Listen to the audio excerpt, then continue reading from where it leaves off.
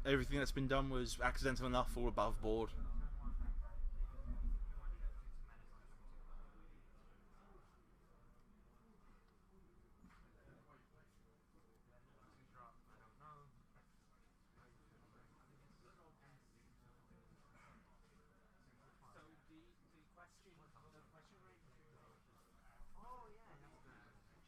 Just here, head judge Tom Ralph just discussing things with the players now, making sure he's content that nothing was done, intentionally. It's obviously a very different matter. Accidents do and will happen.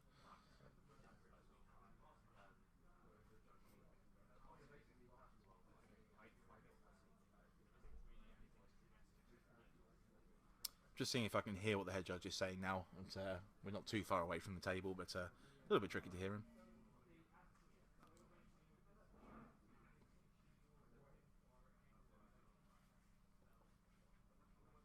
Yeah, it looks like a warning's going to be handed out. Just the judge taking the match slip there, just to note down the mistake by Fernando for future reference. But yeah, there'll be probably a warning handed out to both players. So under these circumstances, in T-Bow's case, as he allowed an illegal action to take place, chances are he will get a warning for failure to maintain game state.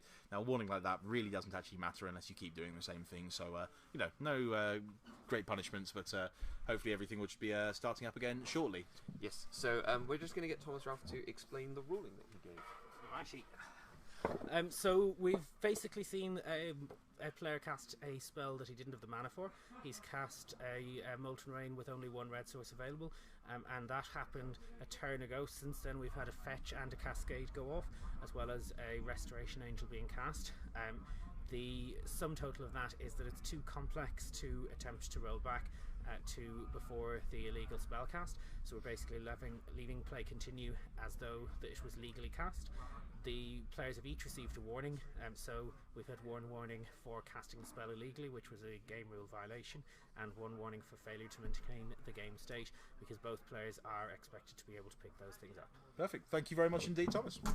That was our head judge, Tom Ralph, there, just explaining the delay we had in this match and what happened and what the solution was. In the match, though, as it stands... Oh, wow, we've got another Demonic Dread. Does T-Bow have an answer here? I think he's got a Sphinx's Revelation in hand. He's got one last living end he can fire off here. He's on a 2-turn clock from that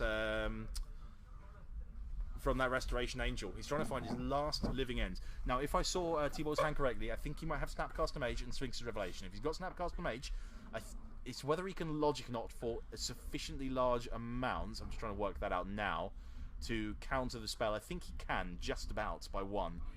His other alternative would be to fire off that Sphinx's Revelation. I think I can see.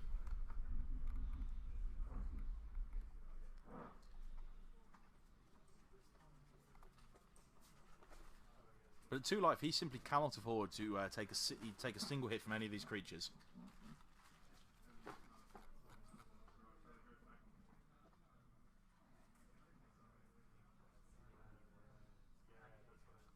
Just thinking about his play now.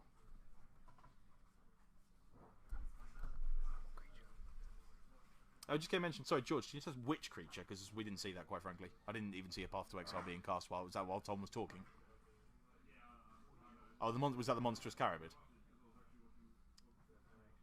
Just while T-Bow's making a fetch using his last spare point of life. I think it looks like it's going to be a Snapcaster Mage. I think the judge just spotted it. Yeah, that Monstrous Carabid should have been in exile after the Path to Exile. These things, again, do happen. Thanks very much again for spotting that, George. Got keen eyes. So, living end. Is that going to resolve? Or is Snapcaster Mage going to come in, save the day, using that Logic Knot?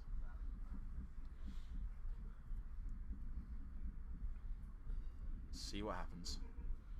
Chaos Form Pulse is going to be used up to cast the Snapcaster. This is going to get the Logic Knot.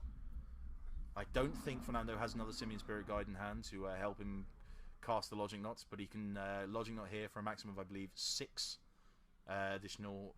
Yeah, so X is 6, so we'd have to pay an additional 6 mana. I think he's doing it for 5. By the look of it, leaving Path to Exile in the graveyard. So if Fernando has a Simian Spirit Guide in hand, he will be able to pay for this. If not, he won't, and he doesn't. There's the handshake. 2-1 to T-Bow Vora, beating Fernando Valverde. T-Bow and his blue-white control deck will be in our top 8, which we'll be bringing to you very shortly. Sadly, Fernando has to go home, but you know, I'm sure he'll get a few boosters for his efforts at 3-2. Very good display, and that means that we're pretty much getting ready for topping now. I think our other feature match area game has finished by now. Yes. Yep. So that's the end of the Swiss on live on camera. We'll be back very shortly with the top 8 action. Yep. So in the quarterfinals, obviously we'll bring you the breakdown of the players as soon as we know exactly who's qualified. We'll let you know who's in the top 8 and what they're playing. But in the meantime, I think we're going to go to another video, and we'll be back shortly for the quarterfinals. See you shortly.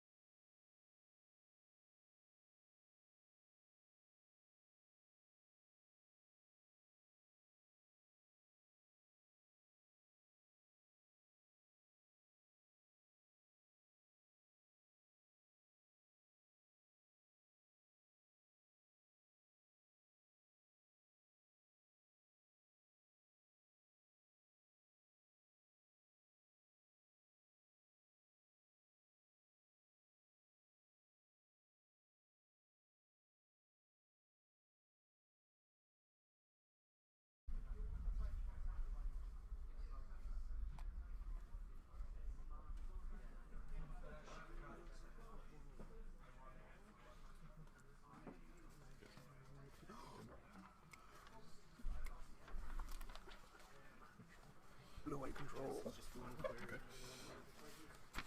But interesting blue-white control. My kind of blue-white control.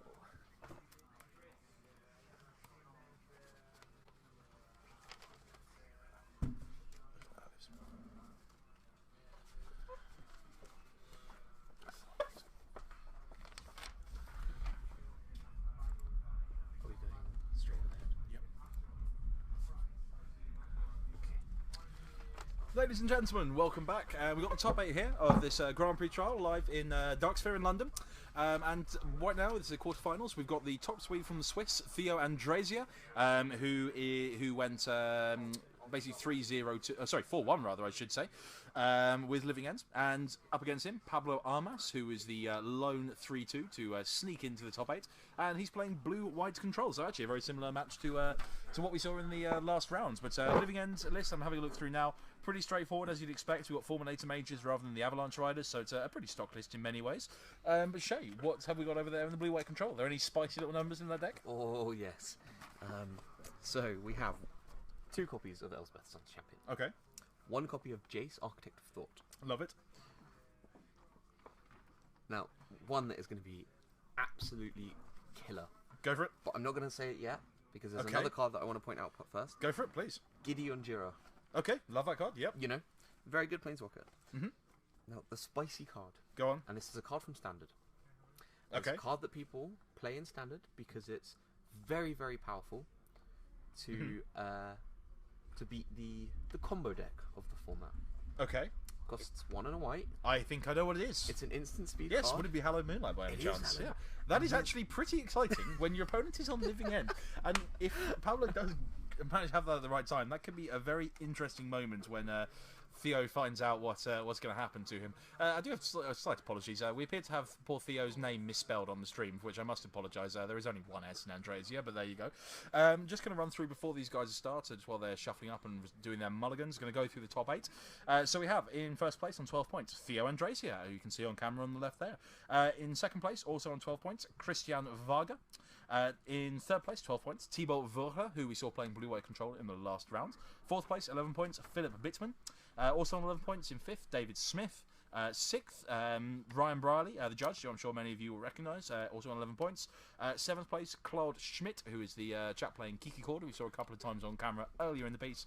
And in 8th place on 9 points, Pablo Alamas on blue-white control, who, as we can see, is on the right now. And looks like he's mulligan to 6, so we'll see how he gets on. Just checking whether he likes the look of his 6 or not. I think I can see an Island of Plains spell, so one would have thought he's going to have a keep on that. And we are underway. Basics 1 for Theo, and let's get down to it. Yes, Garrett, the Moonlight is main deck. It is a one-off. It is incredibly spicy, and I am absolutely loving it. And almost as much as I'm loving Mr. Sabisky's latest update on the cricket, so thank you very much for that. Do please keep me informed while I'm stuck here in this booth commentating on Magic, great as that is. I definitely want to know what's going on in the crickets. Thank you very much. We see Grove of the Bone Willows and a pass from Theo Andresia. I think that's actually the Hallowed Moonlight in his hand. There is a white card that I've not been able to identify, I must admit. He's good grief. He must be absolutely loving the fact that he's seen these street roads being cycled. This could be an interesting moment coming up. This is beautiful. This is exactly what I want to be doing in Magic. Yeah, absolutely. This is going to be potentially a wonderful moment of trolling on poor Theo if he does run headfirst into this. We'll find out. I can see in his hand, I think there's a Demonic Dreads. You can see Simeon Spirit Guide. A few cards I can't quite make out. Possibly... Is there a Dryad Arbor, I think, in there, possibly, and a Beast with him? So Dryad Arbor is kind of a tech card. Some of these decks have to be able, because you can fetch it off a land, and he's going to run right into it. I think we're actually going to see this here. Oh no, it's Beast Within, targeting, I assume, the island. Definitely don't want to cast Hallowed Moonlight now, but that would be a little awkward in many ways. Might as well get your 3/3 token. Although I suppose there is an argument for doing that, purely on the basis that that stops him casting Demonic Dread, which I think is actually what's going to be happening. So he's floating a blue, and I think the Beast token is going to come into play. No, I don't think he. I think he wants to hide the fact that he has this Hallowed Moonlight. Oh, certainly, yeah. But as he's only got one, hiding it, in many ways is not really relevant. But as he's actually drawn the Violent Outburst anyway. So we see Blackcleave Cliffs, and he's going to Demonic Dread onto the token, I suspect, right at this moment, and he can't cast the Hallowed Moonlight. So very interesting. So unfortunately, we don't get the wonderful moment of getting to watch an unexpected spell being cast in response. We're just going to get the living end resolved. That's going to bring back, I believe, Monstrous Carabid and Street Wraith into play. 7 power onto the board, which will be a 3-turn clock on Pablo. Theo's living ends there are signed by Travis Wu, I believe. They are signed by Travis Wu, yes. I'm sure he's very proud of. There we go. Almost putting the Beast Within into play there, but that's not going to happen. Path to Exile is going to take out the Monstrous Carabid. Allow Theo to go and search up for a basic land of his choice.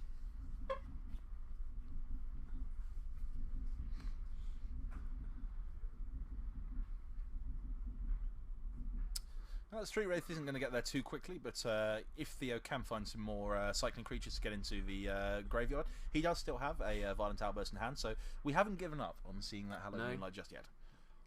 I am all for seeing this Hallowed Moonlight. Absolutely. I'm mainly... The only sad thing about the view we've got at the moment is we would not be able to see Theo's face. Formulator Mage, not a particularly exciting draw when your opponent only has basic lands in play, but could be very useful later on.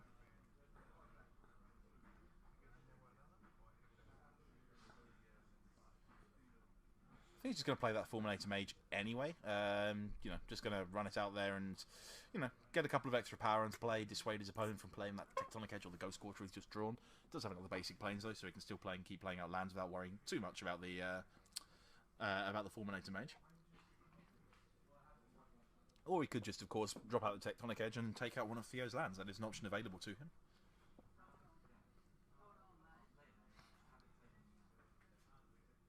Got a Detention Sphere in hand, so that's definitely a possibility of just getting rid of that Street Wraith right now. It looks like he's not going to do that. Architect of Will, the draw for Theo. In for 5. Snapcaster flashbacking. Yep, Snapcaster Mage is going to flashback a Path to Exile. That can also block the Fulminator Mage, so he can get rid of the Street Wraith. Trade with the Fulminator Mage. Pablo's looking really strong right now. Yeah, he's in a pretty good position actually. Unfortunately, Theo did get an early living end, but it hasn't really done much, and he's just not really finding many more creatures he can get into his graveyard. He does have the Architects of Will in hand, and Fulminator Mage is going to go back, but that's not really enough to be worth cascading into a living end right now. So I want to try and see if he can find a little bit more action in the graveyard before he goes for that Violent Outburst, you would have thought. Just like with Architects of Will, see if he can find some more right now. Just a beast from... Oh, it's a Jungle Weaver. Yeah, Jungle Weaver. So that's another big guy he can get into the graveyard. Jungle Weaver. It's a lovely song there. Thank you very much, Shea.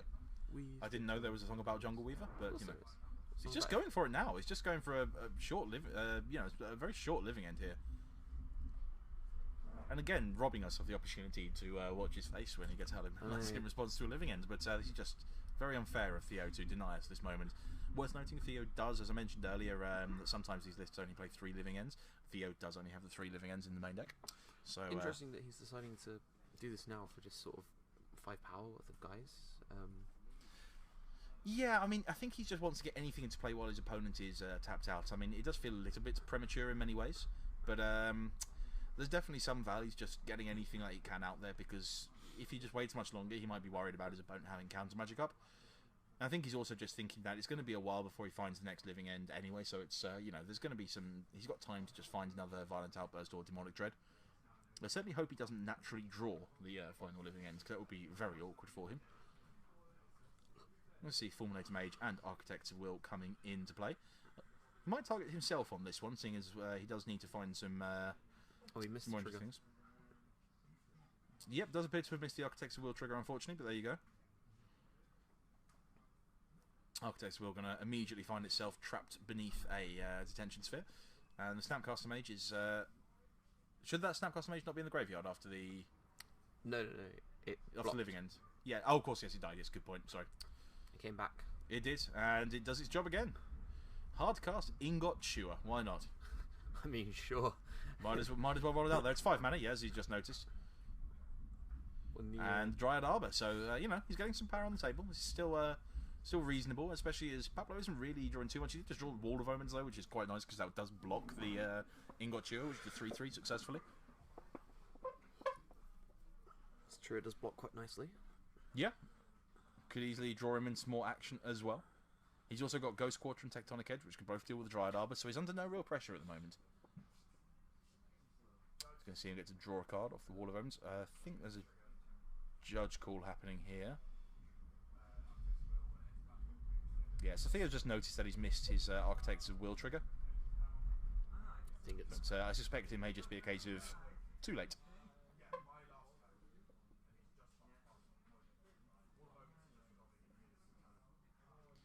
I'm just seeing if the judge wants to back it up or not and give him his trigger. I suspect, unfortunately, that he will just have to make do without getting his Architect's trigger. Especially as Pablo has by now drawn one of the cards that would have been in the pile of 3. What was the second one? Well, he's drawn twice because he hasn't drawn off the Wall of Omens just yet. No, but he's drawn twice for turn. Because the Architects of Will came in. Yeah. And then it got... Yes, you're right. Sorry, it's 2 turns later. Yes, good point. So it's 2 turns ago, so I don't think this is something we can really reverse. No, it isn't. No. He's going to have to move on. He just drew a Condemn. Okay, so he's got... he's really not under any pressure at the moment, basically. You know, this is exactly where this... Yeah, this is precisely where Pablo wants to be at this exact moment, under no great pressure. Not even with any reason to fear another living end. Not at all. No. He's going to rumble it anyway. You might as well try and get those, get that 3 damage in. Get that 1 damage in. Yep. Get that 1 point. Why not? With that Tectonic Edge in Pablo's hand, I suspect the Dryad Arbor isn't necessarily going to hang around too long. Architects will get cycled. And Fulminator Mage off the top, so he can take out that Ghost Quarter if he so desires, but most likely just leaves it in play as a 2-power creature for now. Try and get as much pressure on as possible.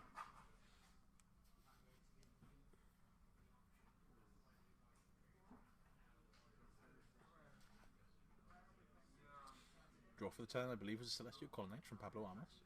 Has Tectonic Edge in play as well, so no shortage of lands. Hasn't got a win condition yet, though. Decides not to play the Colonnades, so he's just getting that Tectonic Edge out there. I assume this is going to be targeting that Dryad Arbor at some point in the future. Most likely, yeah. Draw for the turn was the 3rd living end, which is a bit of a tricky one for Theo, so he can only now suspend it. He may well make that play. Whether he wants to do it now or later is another matter. I think see Condemn is going to take the Ingot Chewer out of action.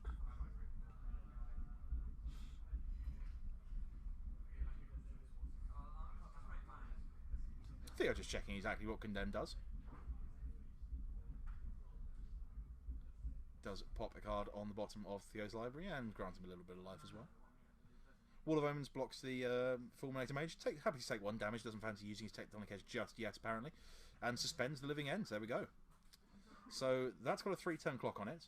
Pablo has a rather effective answer in his hand at the moment and knows exactly when it's going to happen. And that is Theo's last living end. It's very much worth noting that. Now Tectonic Edge takes out the Dryad Arbor,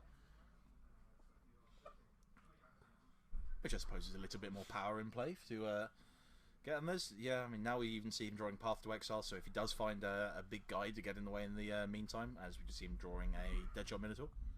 If he does try to play that out, he's got a good answer to that. I think he's still got... Is there a Jungle Weaver as last card in hand? Yep. There was a foil, I couldn't quite see. And he's just missed his Suspend trigger as well, so I'm going to see Theo, unfortunately, having to call the judge straight away again. He has missed a Suspend trigger. This one might actually get rewound, as he's caught it quite quickly, I don't know. It's just during his draw step. Well, he has missed it because he's gone from upkeep to draw, so yeah. I imagine he just unfortunately gets told he's missed it, but at least we're within the range where if the judge decides he wants to rewind it, he can just do so.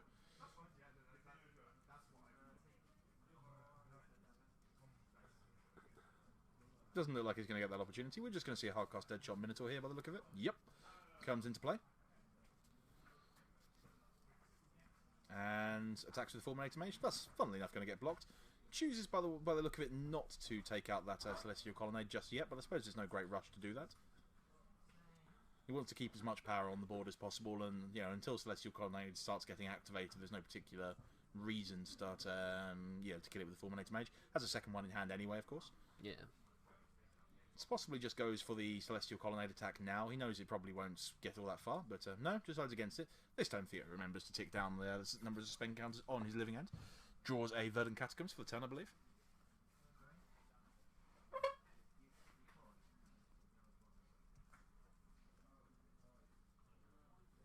And passes it back to Pablo, still with the Jungle Weaver in hand. I think he's 1 mana short of casting it at the moment. If memory serves, it's 5 green is the casting cost of Jungle Weaver. Path to Exile, draw for Pablo. Just passes it back. Still doesn't want to. Doesn't really feel a need to get in there with those Celestial Colonnades.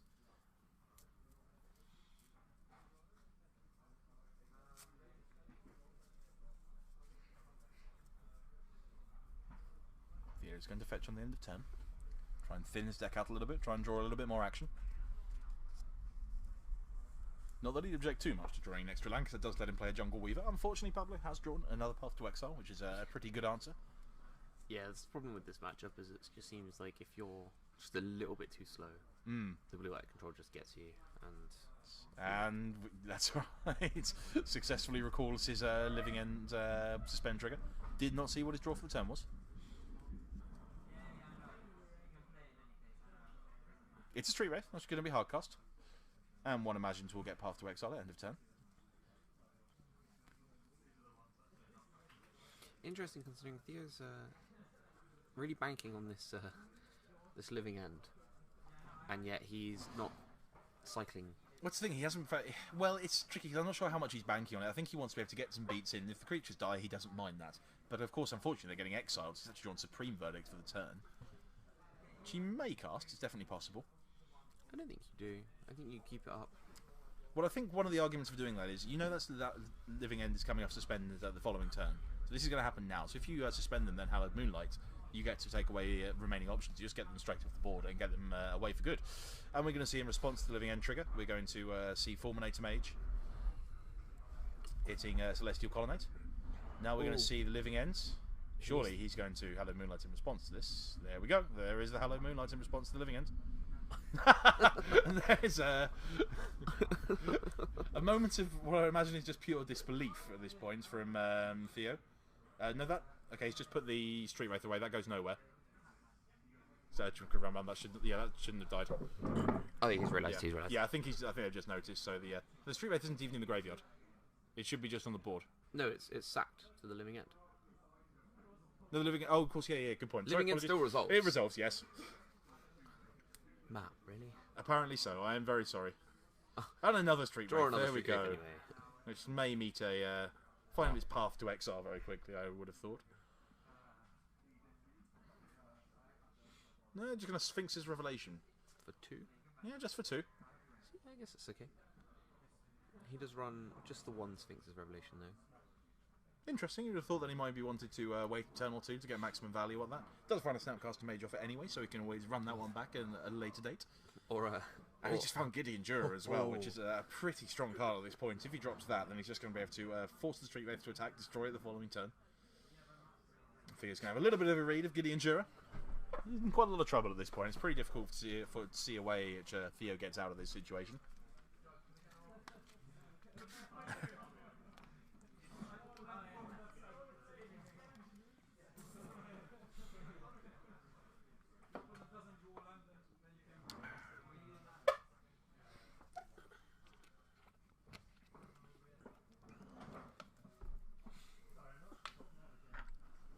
And just to reiterate, by the way, Theo is out of Living Ends. He's used all 3 of his Living Ends. 2 off Cascades, 1 hard cast, I suppose, off Suspend at any rate. So he's going to have to get there with big creatures, and when your opponent's got a bunch of removal and Gideon Jura in play, that is not an easy thing to achieve. Street Wraith is going to come into the Gideon. It's actually going to get Path to Exile this time. Search out for another basic land. That will at least the following turn allow him to finally cast. Oh, he doesn't. He's out of basic land, so he doesn't even get to cast a Jungle Weaver off the remaining basic land because there aren't any more. No basic mountain in this version. Ingot Chewer into play.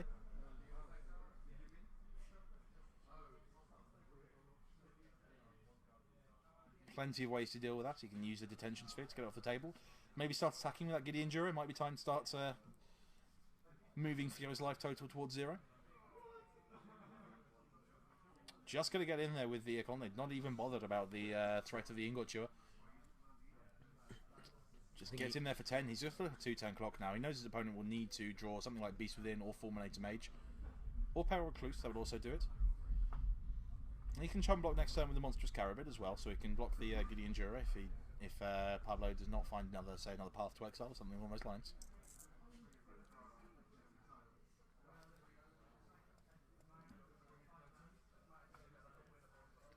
Do expect this to be moving to game 2 pretty soon, unfortunately for Theo. Hard to think of any situation, any way he can get out of this situation, basically. There's the Monstrous Carabin. How much does Jungle Weaver cost? 7 mana. It's 5 double green, if memory serves correctly. Wow. So he's 1 short of that. Yeah. Just a little bit short. Exactly. It's also possibly just Supreme Verdicts here to get a 2 for 1, and then there's no great need to. You can still just you're effectively turning Gideon into the Abyss every turn here. Jump blocks with the Monstrous Carabin. Gets in for 4.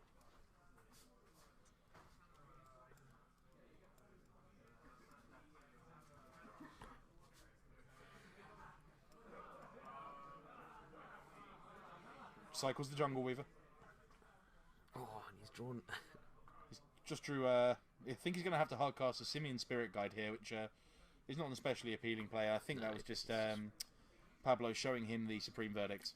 Yeah, I think he just realised the writing was unfortunately on the wall. It was plastered absolutely all over the wall for Theo, I'm afraid. Pretty comfortable in there. It's very nicely played, in fact, by Pablo. Very tidy match for blue-white control. But we get a chance to go to game 2, so let's have a look at the sideboards. So from Theo's side, again, many of the cards you'd expect to see from Live Again. We've got 4 Lane on the Void, 3 more Ingot Chewers. There's 1 in the main deck and 3 in the sideboard. 3 Ricochet Traps, which I expect to come in. 2 copies of Avalanche Raiders, 1 Boil, 1 Crozen Grip, and 1 Slaughter Games. So looking at this, I mean, you'd expect certainly the Ricochet Traps. Avalanche Riders is a very reasonable card to bring in this matchup. Sort of, if you're playing against a control deck that's, trying to get up to quite a high land count, then, any extra land destruction is very welcome. Boil, again, perfectly reasonable. It's actually less good against these blue-white control decks than you might think. It's actually run quite a low island count.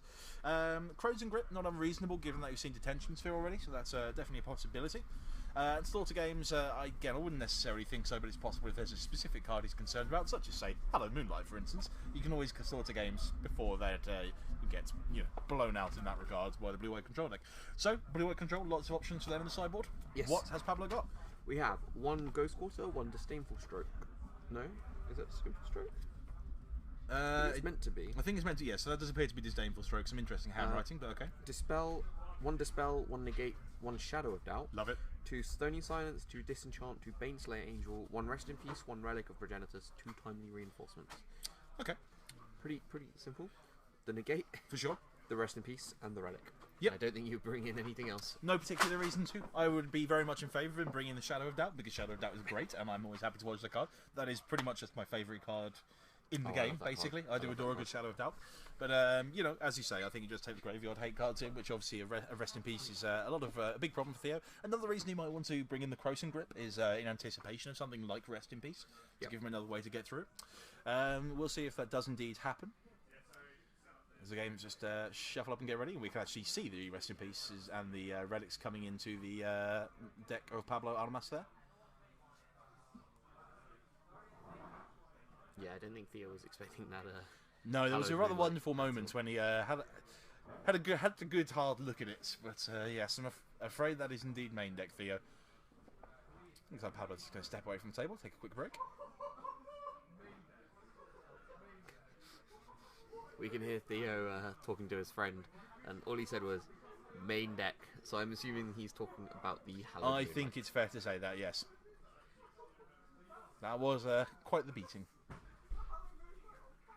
I don't know if you guys can hear that at home, but we can just hear, from our point of the booth, I could just hear Theo in a very, if I think it was Tom Brown, in a very high-pitched voice going, "Hello, Moonlight on camera," like that from a great distance. So a lot of mirth and amusement at that particular moment throughout the back. But, yeah. A brief update from outside. Pablo's just gone for a bathroom break. In the other matches, we've already finished all of the quarterfinals. Oh wow! So good grief! Do you have the winners, Tom? I certainly do. So we are down to Christian versus Thibaut in the other semi-final. Okay, so that means Christian Varga, who is our second seed coming in, beat Claude Schmidt, who was the player on Kiki Cord that we saw a couple of times earlier, and Thibaut Vora, who we saw earlier on Blue White Control, beat Ryan Briley. I don't actually know what Ryan was playing today. Ryan was playing robots, which is not a great... No, indeed. So it is. Yes, so Ryan was playing Affinity. Almost unwinnable, that matchup. He's pretty tricky, but yeah, it sounds like Ryan was not able to battle through that. And the other between Philip and David. Actually, I'm going to check on that one. David was looking good when I was passing by, but I didn't find out how that actually finished. Okay, I'll so get we back to you guys with that suspect detail. David might have beaten Philip Bittman in the other quarterfinal, but we'll try and get that confirmed for you shortly. In the meantime, Thank you very we're much, waiting. Thomas. Yep, thank you very much, Tom. That was our head judge, Tom Ralphie. In the meantime, we're just waiting for Theo to stop telling everyone about that Hallowed Moonlight ad nauseum, and for Pablo is now back from his little rest break, and we can get on with the rest of the game.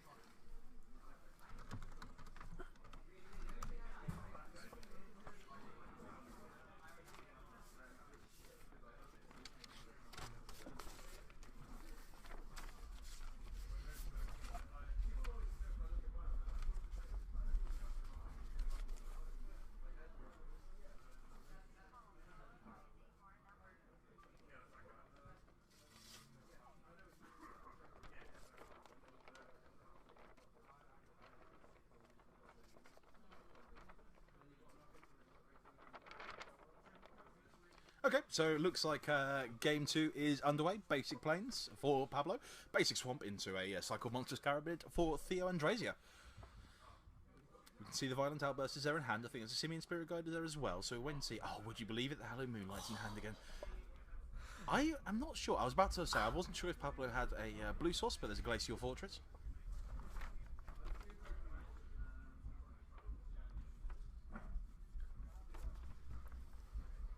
I'm probably going to see a couple more cards cycled at the end of Theo's turn as he fetches up a land from Verdant Catacombs. So I can see, I think, 2 copies of Violent Outburst currently in Theo's hand, so he has definitely got the combo ready to go.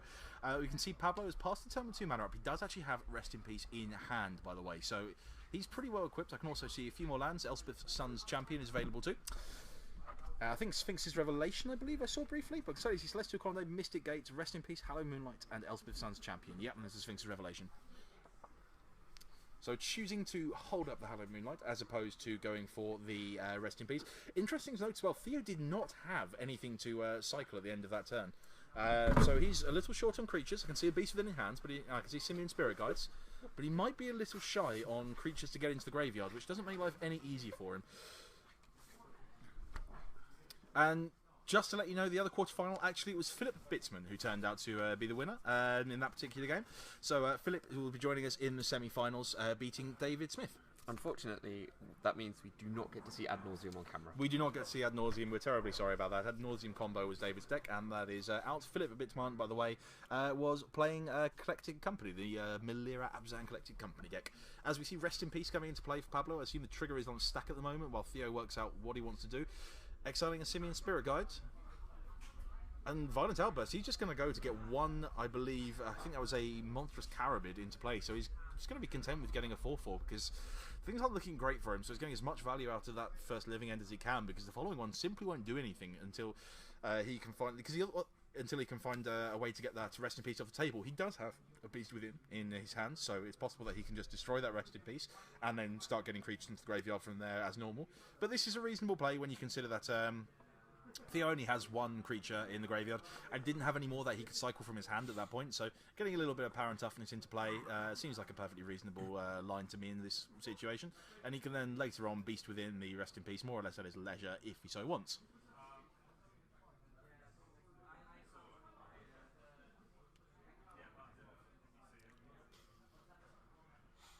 Yeah, there's a couple of people saying on the chat, no, there were a couple of Eldrazi players here today, but none of them made the top 8. So unfortunately, the person we saw in round 4, Argent Zhang, who won his match against Black Red 8-Rack, we thought he was going to be in top 8. As it turns out, Breakers forced him to play. Sadly, he lost. So, I say sadly, it means there's no blue-white Eldrazi in this top 8. So He wasn't actually forced to play. He opted to play. Okay. Against Theo, and Theo beat him because it's a Living very good Ends. matchup. It is a very good matchup. So there you go. So unfortunately, blue-white Eldrazi beaten by Living End and taken out. We're going to see Condemned trying to take out a Monstrous Carabid, and in response, there's the Beast Within getting rid of that Rest in Peace. I believe that does exile, yes. So that exiles. No, the Rest in Peace is exiled, and the Beast Within is not. Yeah, I think we're just going to get Shea to correct that. It probably doesn't matter a huge amount, because, frankly, the Beast Within doesn't do anything in the graveyard. You know, Theo's not playing Snapcaster Mage or anything like that, but you've got to be correct about these things when you can. Pablo's going to untap. Draws Celestial Colonnade for the turn. and passes it back. I'm just hearing Shea pointing out that the Beast Within should in fact be in the graveyard rather than exiled.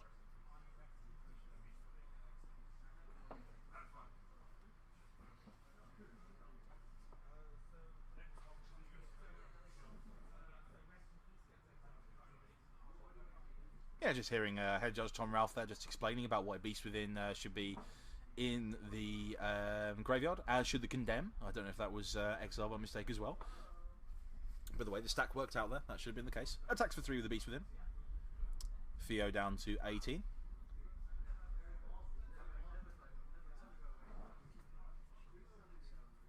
Let's see what Theo can do with his turn. Draws one of his living ends. Not something he would have been happy to see. So he has at the moment, I believe in hand, 1 Demonic Tread, 1 Violent Outburst, 1 Living End, and I can't see what the other 2 cards are, but not an ideal hand for him by any stretch of the imagination. Pablo draws Cryptic Command, gets him for 3 with that Beast token, which is starting to do a ton of work. That's the one problem with Beast Within, very strong card, but you do give your opponent a pretty meaty creature, and that 3/3 is putting on a not entirely unrespectable clock onto Theo's life total.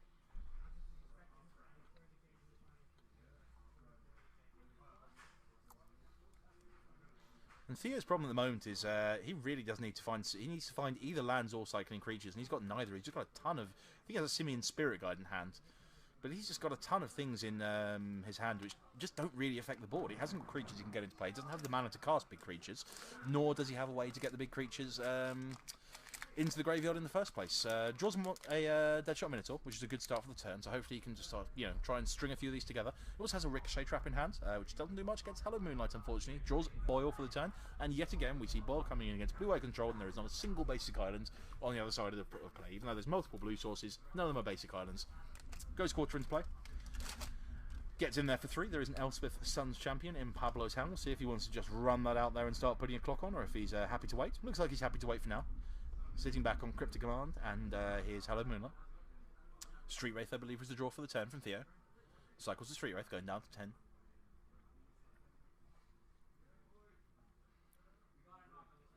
More cycling creatures. He's trying to see if he can find lands, or if this is what he's doing in his main phase. If he finds a land, he wants to be able to play it. Architects of Will. And there's the land. So now he does have the option here to go at any point, more or less, he chooses for another Violent Outburst. And he will have to do it sooner rather than later, because eventually that Beast token's going to get there. But he's going to find it pretty hard to get through Pablo's hand, which contains both Cryptic Command and that one of Hallowed Moonlight, which I'm sure by now Theo will be sick of the sight of. Most definitely. And looks like Theo's going to go for it now. Well, he has to within the next 3 turns. I mean, he's at 7th life. There's a 3/3 attacking him. There's also a Celestial Colonnade in play for Pablo. It's worth bearing that in mind. No real pressure on Pablo to actually use that right now. Nope, just attacks for 3. And Pablo can just sit back here, keep attacking for 3, keep laying out lands. Is that a Spreading Seas to draw for the turn, I believe? Yep. Doesn't do much, but... No, not at this precise moment in time. He's under absolutely no pressure. He has enough answers in hand. He probably suspects that, judging by the way Theo's played this, he must have at least 1 Cascade spell in hand. Goes for the Violent Outburst now. He has another one in hand, so... But if he allows this to resolve, get the living end rather than countering anything, then he's going to have Theo's going to be stuck with 1 living end in hand and nothing in the graveyard because of the Hallowed Moonlight. And remember, Ricochet Trap, I believe, can only target blue spells, so that won't do anything. Hallowed Moonlight doesn't target. This is true, actually. Yes, good point in any case. Oh, he's going for the Cryptic. He's just going to Cryptic first. Oh, I guess he still has the Hallowed Moonlight if... Exactly, he has the mana to cast both, so there's no real problem with doing this. So this will be used, depending on what modes he said, he might be baiting out the Ricochet Trap here. I don't know what modes he's announced. Remember that Ricochet Trap can only target the Cryptic Command if it's counter and draw under these circumstances. We can't hear from here what the players are announcing, so I do not know if this is counter and draw.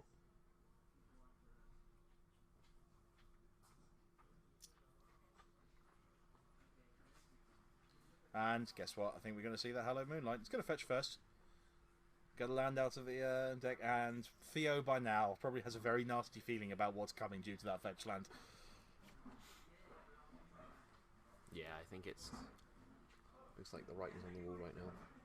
I mean, he does lose that beast, but he does then also untap with a... He untaps with a Celestial Colonnade in play. Yeah. I mean, Theo has 1 turn to find an answer. Maybe another beast with him, for instance. Definitely a possibility. There's the Hallowed Moonlight. There's another Ricochet trap in hand, Theo, but that's not going to achieve anything. Yes, it does. He can Ricochet trap the Cryptic Command to counter the Hallowed Moonlight. Only if it's using one mode. But we assume it is, because it looks like he's not resolving that. Because let's see if he spots it. Has he spotted it? I think he spotted it.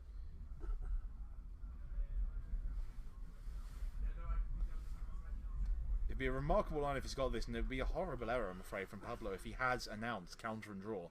He probably felt quite safe casting out the Hallowed Moonlight, but if that is indeed the modes that were named,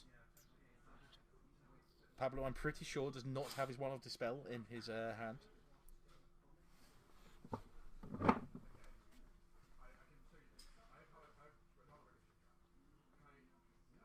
So I think actually Theo's just checking with the judge that his understanding of this sequence is correct.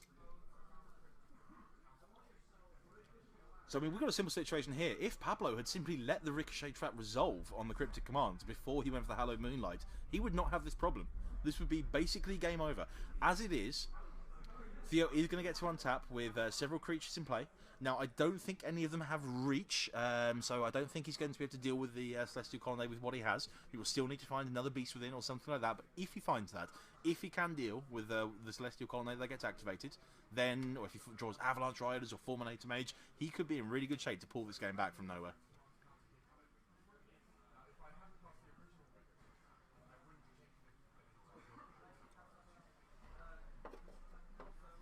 They're just checking the way this is all going to work out with the judge. I think Theo is very keen to make sure that he understands this correctly. But Pablo, I'm afraid, may have made a very damaging error at this point. We're going to see how this works out. We're all still assuming, by the way, that Pablo has indeed said counter and draw. He may not have said that. It may be that they're just working this out now. Maybe he said counter and bounce. And maybe that means that none of this is going to happen in the first place, and it's just good game over as we talk.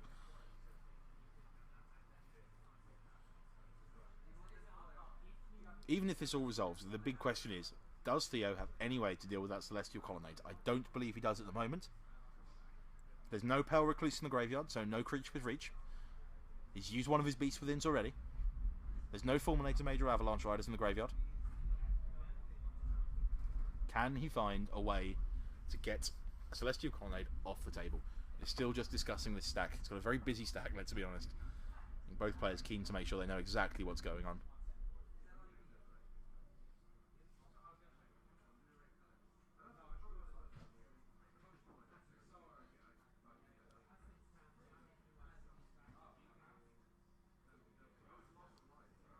Sorry for going quiet, but I'm just trying to listen to see if I can hear the head judge's ruling.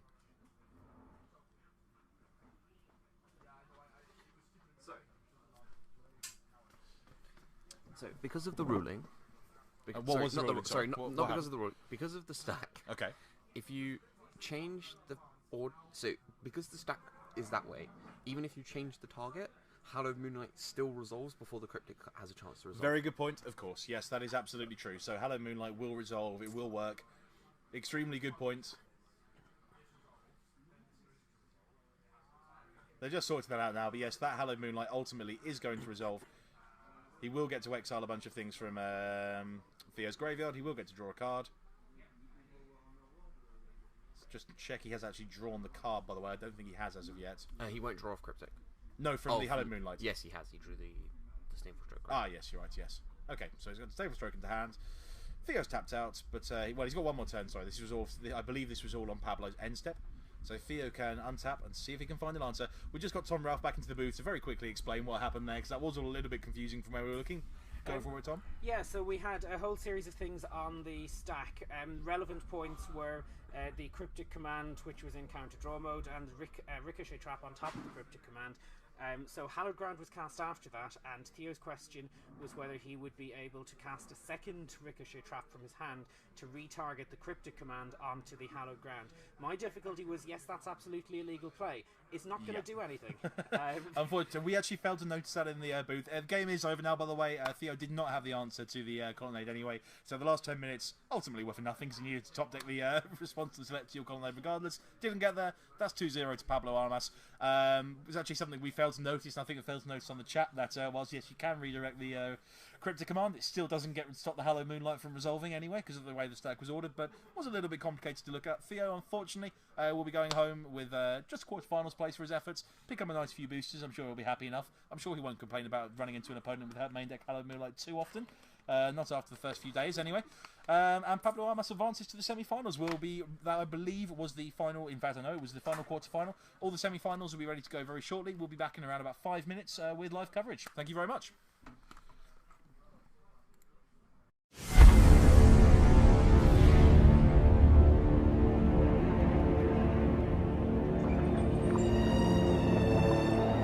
Some strange force is working on this world,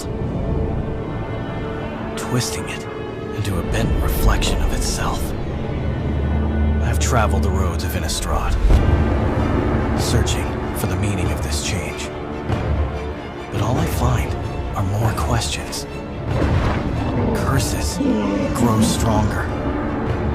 Monstrous thirsts cannot be sated, and the living are once again haunted by the dead.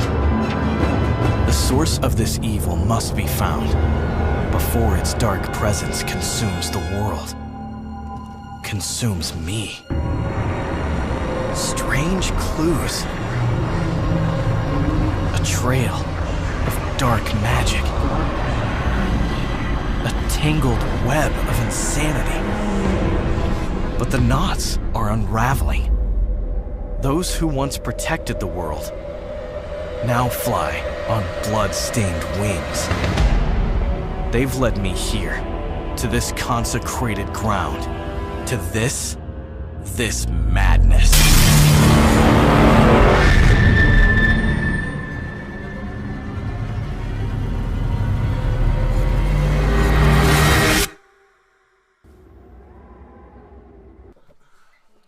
Hello, welcome back to the booth. We've got the semi-finals just about to come up from the Dark Sphere Purple Day GPT here in London.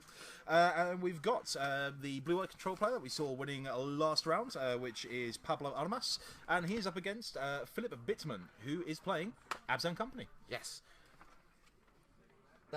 Tell us about the list. You have the list in your hands. Tell us what we've got. Very simple. Abzan Company list, you know, collected company, code of calling, kitchen finks, birds, hierarchs, seers. No real spice. Nothing that jumps out spicy. But okay, I'm just gonna point this out. Please do. You know that main deck Hello Moonlight that we were raving about last game? That's quite good against this deck as well, isn't it? Turns out it's pretty good against this deck Let's as say well. that to be quite a good metagame call. Almost certainly, by Pablo. Well, anyway, let's go straight down there now. Players are just sorting out their mulligans. I think they're ready to start. Here we go, Pablo again on the right with the blue-white control. That is not Theo Andrezio. We'll try and get that changed in just a moment. On the left, that is Philip Bittman playing Abzan Company. We're just going to try and get that changed for you. If you bear with us a moment. And we're underway. Pablo Armas leading off with a Celestial Colonnade. And Philip just getting an end of turn Temple Garden. Both players, I believe, are on a mulligan to 6. Yeah. Yeah, we're just getting everything sorted out because it looks like the players haven't reset the life pad for the last game, which is why it's still saying 2-0 to Pablo. It is, of course, 0-0. Game only just started, but we'll get that sorted very shortly. So they've just got the TO to have a look at it, but we will keep a track of their life as it is, and then we will update it as. Yeah, absolutely. So we'll try. I think they are moving the life totals along as normal, so we can see the what is not Theo, but Philip is currently down at 19. So I think they're moving the life total along normally, but we'll make sure we keep you up to date with everything that's going on as we see spreading seed on the I presume the Temple Garden. Very nice. Yep. So draw a card, and for now at least, cut Philip off of white mana and passes a turn back. Now, Voice of Resurgence can be a bit of a problem for blue-white control. It certainly does force Pablo into making some slightly unusual play patterns. There's a Detention Sphere in hand, which provides a natural answer. But of course, I imagine he's going to have a quick look at Philip's list. But there's every chance he's running something along the lines of main deck things like Kasali, Pride Mage, certainly cards that you can see in this deck, just to see if there are any. No, there aren't. No, okay, so he has no main deck answers to a Detention Sphere. Sideboard he does, but not in the main deck. In the sideboard, he only actually has the 2 reclamation sage, which isn't enough. Well, it's not a huge number, but then you know, it's you already got a couple of targets. So you got detention sphere. You got things like rest in peace, possibly as well, could come in. That does do a little bit of work here in this kind of matchup. We should now just be updating the getting the proper life totals and player names onto the screen for you. Yeah, there we go. So hopefully that's all showing you the correct information now. Philip Bittman on the left-hand side, playing Abs and Company, is now currently missing white mana. Well, not for very long, as it turns out. But he has been able to rumble in with that Voice of Resurgence, so 2 damage onto Pablo. And we'll send it back to Pablo Alamas. See what he can come up with, just as Philip has a quick read of Ghost Quarter.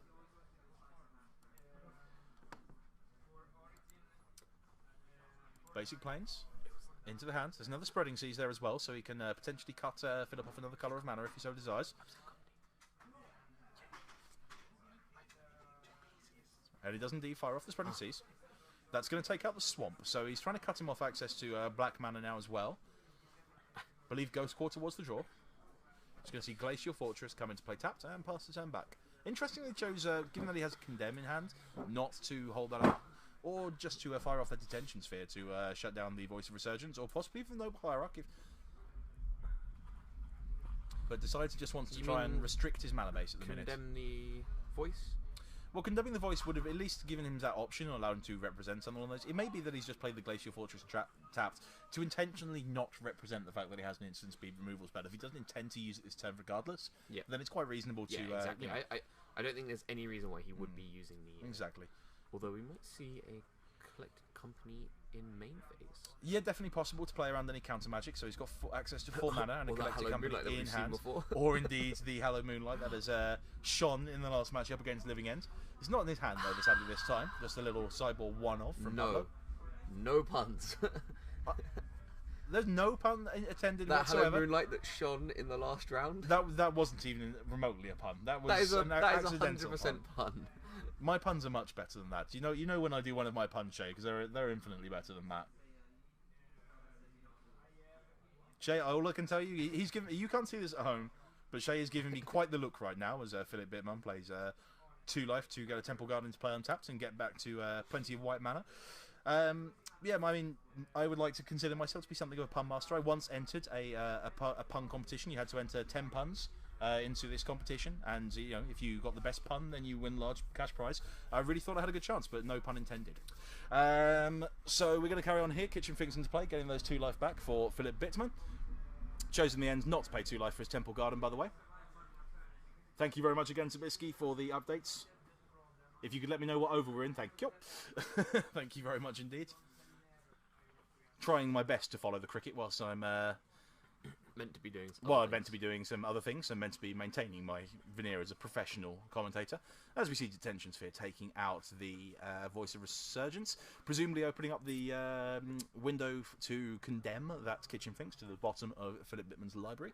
There's a murderous red cat, which appears to be stuck, unfortunately, in Philip's hand. Indeed, he's nowhere near casting that. He has no black or indeed red mana. There's also a Wall of Roots and Collected Company are the remaining cards in Philip's hand. So he has the option of playing both the Wall of Roots and the Collected Company in the same turn if he so desires.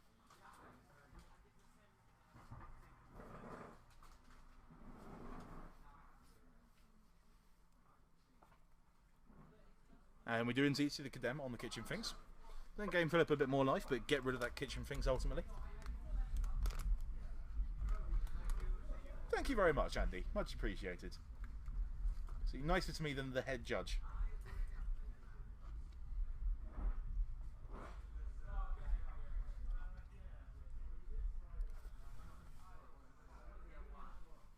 Here we see that Kitchen Finks going to the bottom of Bittman's library. So he has once again got a window while Alamas is tapped out to fire off a Collected Company if he so desires.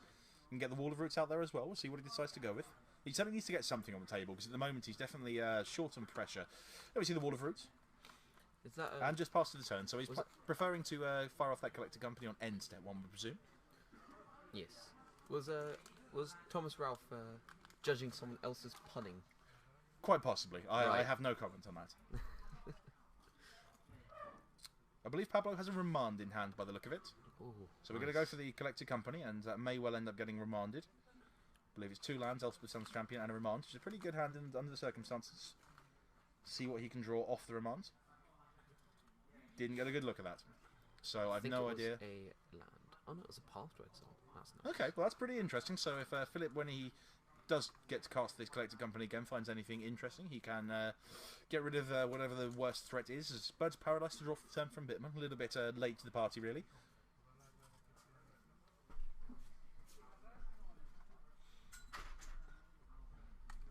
There's the birds. See if he wants to get him for back in for 1 damage with that Noble Hierarch.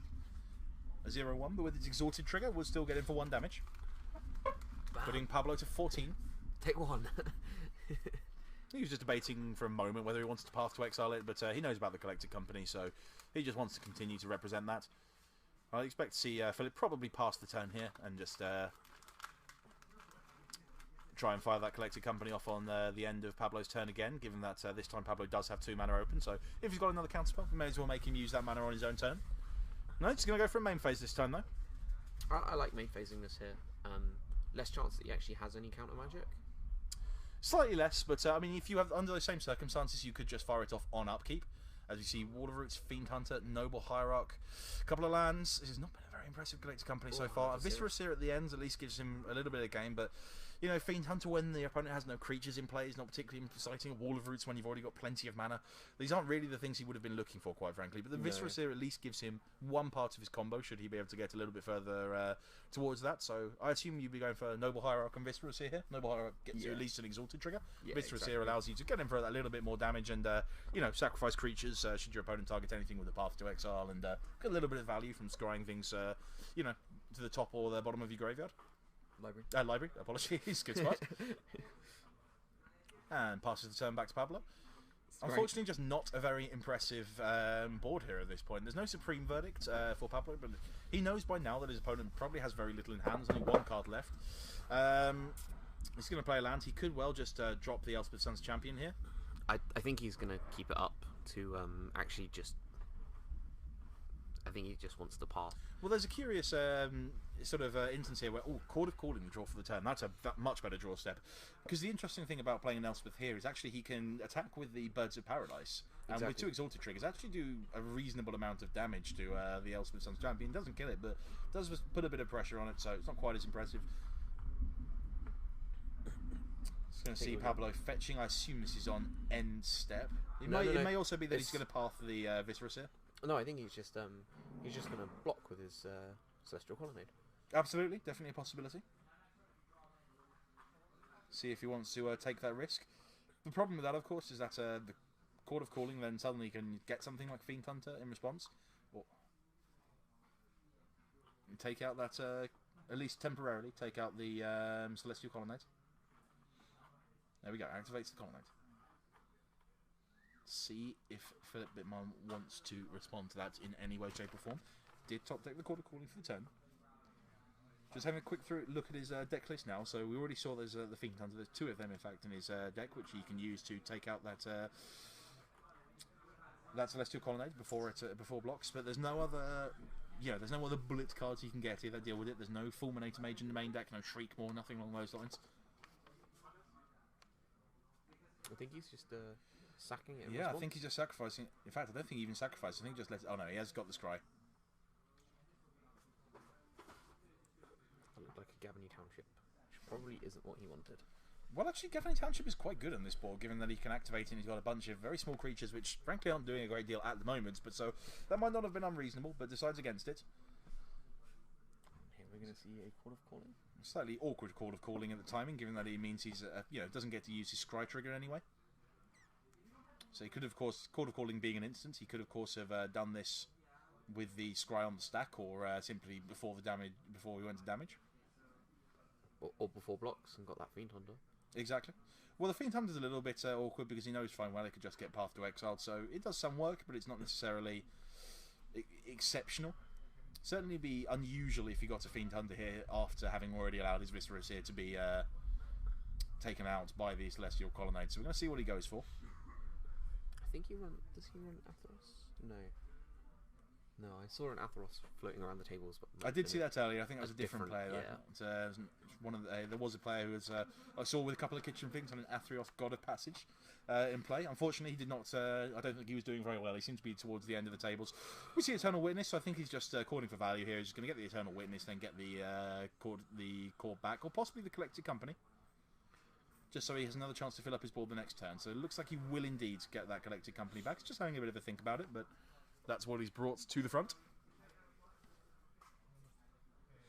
Yeah, it looks like there we go. Collected Company back to hand. Can't cast it straight away, but he's 1 mana short of that, I believe. But not too far off being able to...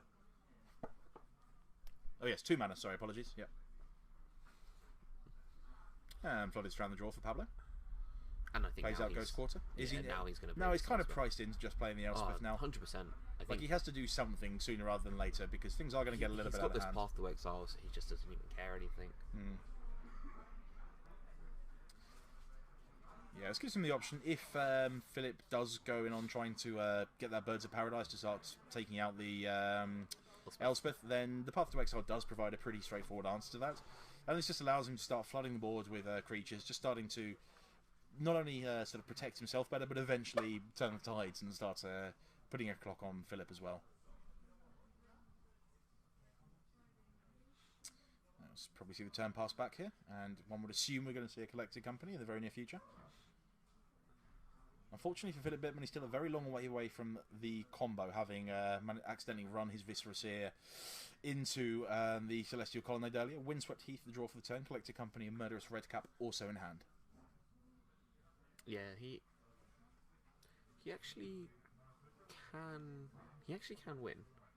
He certainly can win. He can at least try. Well, what he needs to do is he needs to get some combo pieces off that company.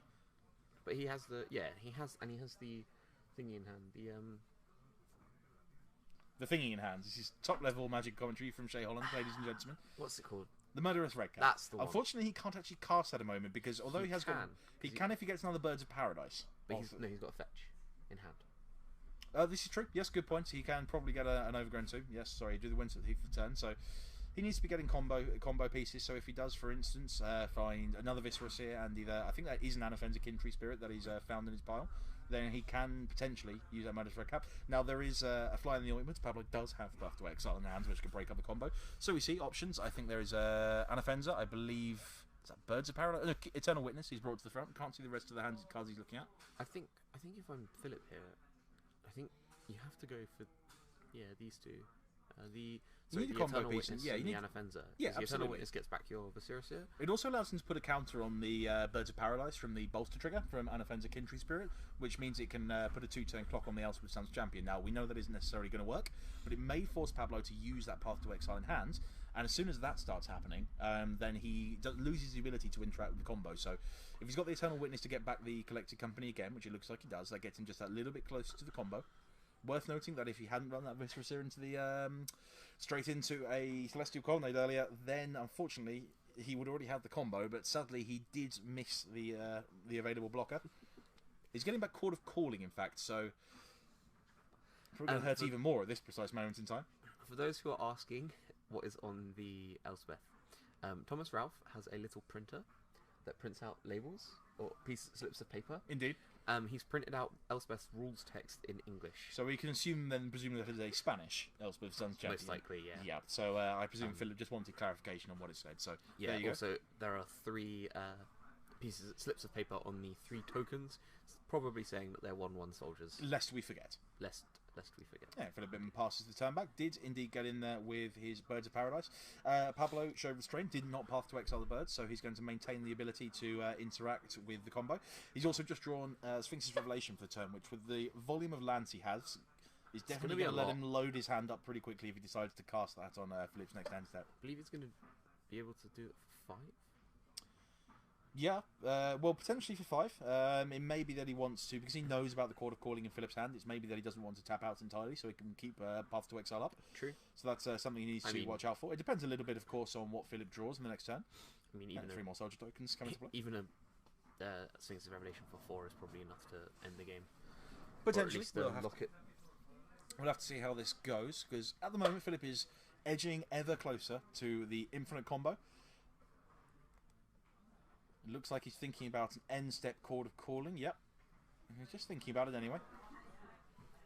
Here we go. So I'm not sure exactly how many he's able to call for here, but it's a pretty decent number. I think he can call for 4 or 5.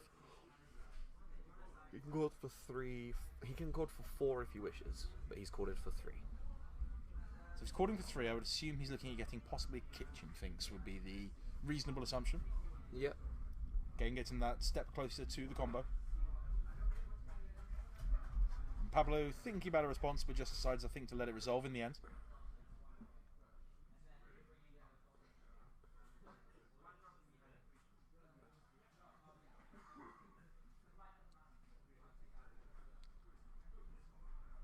Just having a look, see what Philip decides he wants to search up.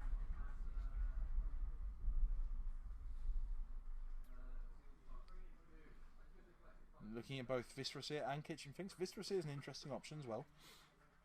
I mean, with that murderous red cap in hand. Exactly. If he gets the Viscera Seer and casts the murderous red cap next turn, then yeah, I mean, he has got the win there, and Pablo can break that up. He doesn't necessarily know that, yes, of course. He must suspect that Pablo has some way to interact with it. He must have, what, 5 or 6 cards in hand at the moment, so I don't think it will come as any great surprise to He's only got Philip. 3. Well, he certainly has Sphinx to Revelation and Path to Exile. I know those ones. I'm not entirely sure what's in the rest of his hand. Flooded Strand as well, yes, that's true. I commend your concentration on the number of cards in hand. Very good memory. That's all it is. That's all it is. Viscera Seer was the eventual choice, and fetched up Overgrown Tomb as well. So he's preparing to put himself in a position to go for the combo if he should so desire.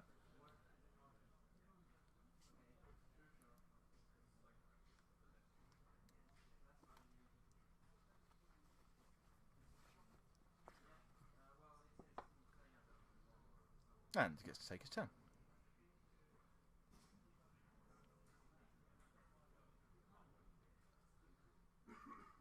It's a tricky situation here for Philip because at the same time he knows he's got the combo. He knows he can. He has infinite damage available to him, but he's got to respect so many things from Pablo. But this is a tricky one because if he goes for the combo, he knows there's a very good chance that he gets interrupted.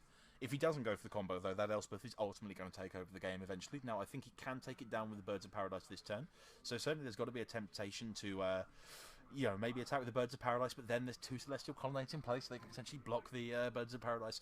It's a pretty tricky situation. I think it's just a land drawn for the turn. Another fetch. Fetches up with a Verdant's Catacombs. He's got a lot of decisions to make here, Philip. So Pablo has the right answers, but Philip's got to find a way to navigate all the different possible ways that Pablo can interrupt his game. He needs to be able to deal with that Elspeth, or he needs to just simply win the game.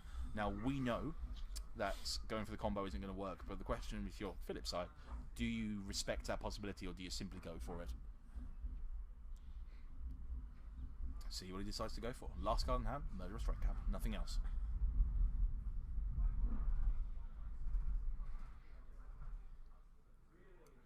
He's going to go for it. And it's pretty free to do this as well, so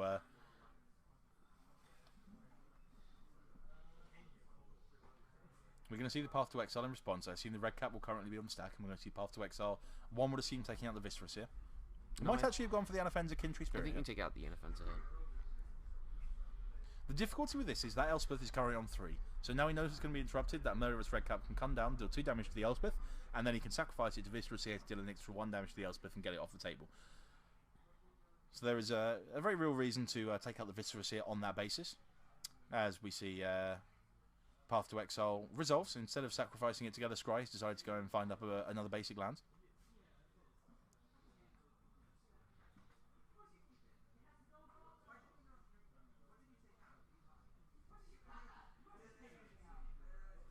Pablo's hand just Flooded Strand, Sphinx's Revelation. He's going to get to cast that Sphinx's Rev for 4 on the end of his turn. Just going to see where Philip sends the damage from that Murderous Red Cap. One hopes it will be at Elspeth because he does need to get that off the table very badly. But just past the turn, I think he just sent it. No, he did. He did indeed put it onto the Elspeth. Is he going to sacrifice it now? It looked like he was passing the turn there for a moment. I think that was just a wayward hand gesture, as it were. tries to finish off the Elspeth Birds of Paradise. Successfully. So there was the option there for Pablo to block with the Celestial Colonnades, but I think he just so went on casting this Sphinx's Revelation that I don't think he felt that was worthwhile under the circumstances. Does still have cards like Gideon Jura and Elspeth and another Elspeth to continue in the game.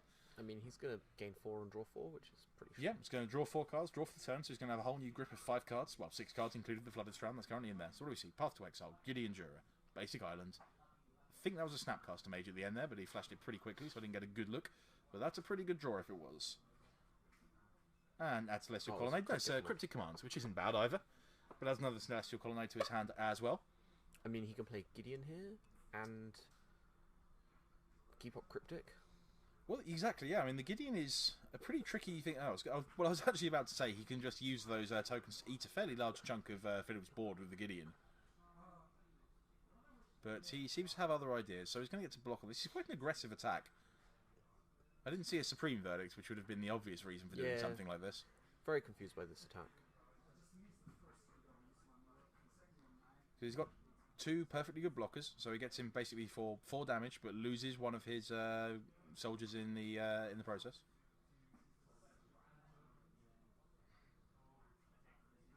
So Bibin goes down to 16. Pablo loses one of his 1/1 soldier tokens.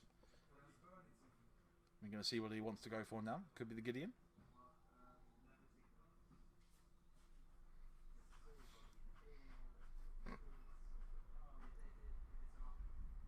Does look like he's arranging mana for a Gideon Jura, and he will be able to maintain Cryptic Command mana as well. And here we go, Gideon Jura. Another powerful Planeswalker into play. Just when you think you've dealt with one, another one comes along. Oh, he's just going to kill the bird. Does appear that way, yeah. I have to say, once again, he didn't seem to. He hasn't sacrificed it to the Visceras here to get his scry, so I think Philip's just missed that, unfortunately. Draw for 10. I might have been Collected Company. Didn't get a good look, but that might have been.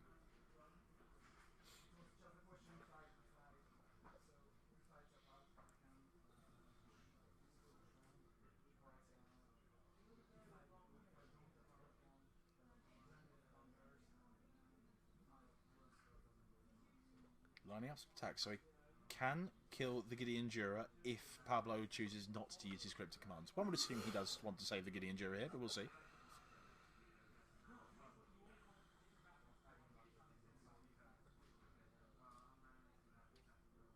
It looks like he's just permitting him to attack here.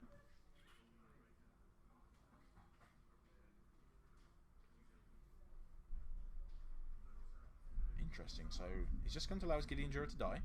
Just a 5 mana removal spell for a Birds of Paradise by the look of it. Very interesting line there from Pablo Armas. Untapped. 5/1/1 soldier tokens in play.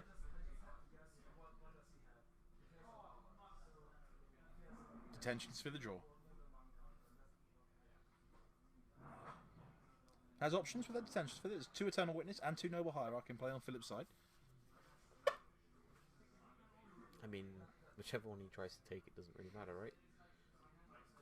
Goes for the Eternal Witness. Once again, if Philip spots this, he can sacrifice the Eternal Witness being targeted to Visceras here, get a scry, and that will cause the Detention Sphere's trigger to be counted upon resolution, so he would not get to exile the other Eternal Witness. But we've seen in the last couple of turns, he does seem to have somewhat mind-blanked on the fact that Visceras here allows him to do that, and I'm afraid he has done again. So he's missing out on a bit of value here, it must be said, and rumbles in with those soldier tokens again. He can block with the Wall of Roots, take 4 damage from the others. That puts him down to 12. He's looking to get quite aggressive here. Which is something that makes it even more surprising to me that he chose not to save the Gideon Jura. Because of course he could have untapped and attacked with 6 power and 5. He could have got 11 damage in there if he wanted to do that and put him well within Celestial Colonnade range.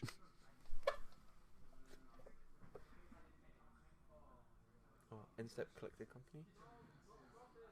Cryptic Commands. Not sure exactly at what point that is. In Pablo's end step. So it counters the Collected Company, draws a card.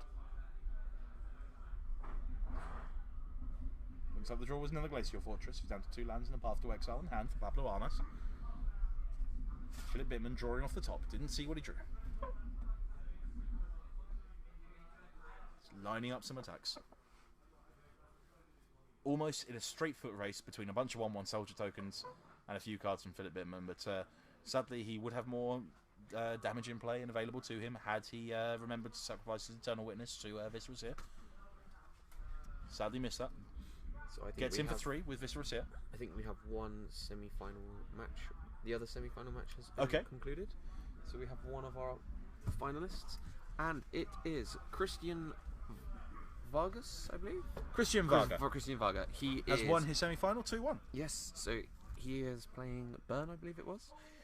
I don't actually know off the top of my head. I will see if I can find out while we're watching this game reach its conclusion. Yes, it is Burn. Ah, there we go. Yep. Okay, so we have Burn in the finals, playing either Abzan Company or Blue-White Control, depending on the winner of this match. We're still in game 1 here. Interestingly, it's not the Naya Burn list. It Okay. just seems to just be straight red-green. Okay. Well, we'll see how that goes. We've got a bit of a game to get through here, though. Already been a pretty long game 1. This is game 1.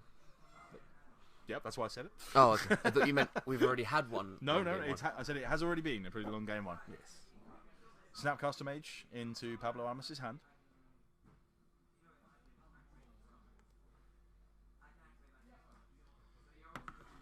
I'm trying to concentrate here while there is apparently an extremely nervous, intense finish in the cricket match as well. Difficult for me to cope with all these different things. And there we see a blocking one of the Soldier tokens with Wall of Roots. I think he's going to take 3 here, going down to 9 for Bittman. Ah, he remembered that his Viscera Seer can actually sacrifice things. He does seem to have remembered that, and Murderous Redcap has managed to take out one of those Soldier tokens.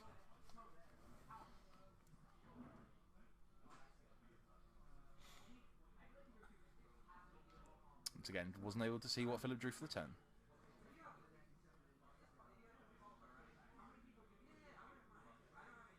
Attacking for 3 with the Murderous Redcap with those 2 Exalted triggers. There is a Celestial Colonnade in the way. He's got to be a bit suspicious about these attacks eventually, Pablo Almas. I don't know what's in Philip's hands, but he's clearly reluctant to activate one of his colonnades right into a potential Fiend Hunter or potential Collected Company to hit Fiend Hunter, anything along those lines. Snapcaster Mage in hand, though, means he could, if he wants, fire off another pretty big Sphinx's Revelation. It would be for 5 this time, if that's the line he wants to choose. I think he's deciding what he wants to do this turn. I think the Voice of Resurgence is on the stack, so I think he's debating what he wants to do with that Snapcaster Mage. I think he actually wins if he Snapcaster Cryptics and then untaps with like 10 power of guys. Well, the difficulty with that is, whatever point he does it, there will either be a Voice of Resurgence or a Voice of Resurgence token, which would be extremely large, untapped. No, they won't. Yes, they will, because if he does it at end of turn... No, because he Snapcasters, yes, gets back to Cryptic, yep, counter your guy, and tap your... Okay, yes, counter that your is voice, an option as well. Yep. And tap your creatures. Yep, that's an and option. then he untaps and kills him. I think he's shown a lot of respect during the course of the entire game for Philip Bittman's hand. He doesn't know. I think there's only 1 card left in it, but I think he's playing around just about everything he reasonably can. He's going to get in for 4 damage here. And he'll also maintain enough mana to make that play that you mentioned, so potentially at end of turn. Attack.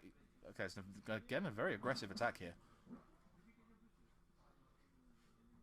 He's maintaining that Cryptic Command. He's willing to show as much respect as possible to whatever Philip may have in hand. It's a low-risk strategy, but unless Philip can find something pretty good off the top of his library, it should be enough to get there over the course of the next couple of turns. It's a couple of blocks. He's going to take 6 damage going down to 3. That puts him within range of a single hit of a Celestial Colonnade, and he has 2 which he can activate next turn.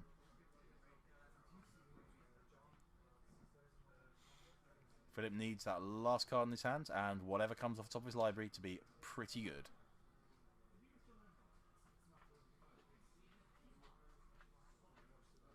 Passes the turn back.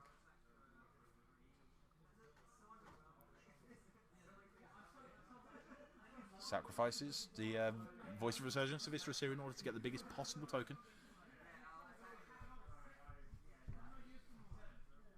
So it's going to be a 7/7, depending on future creatures, of course. It's currently a 6/6. Yep, 6/6. Apologies.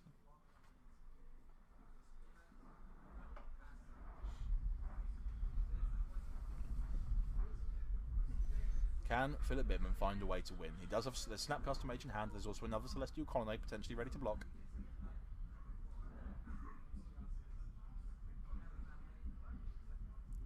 Draws for the turn. Kitchen Finks to draw by the look of it. So I think his hand is Razor Verge Thicket and Kitchen Finks.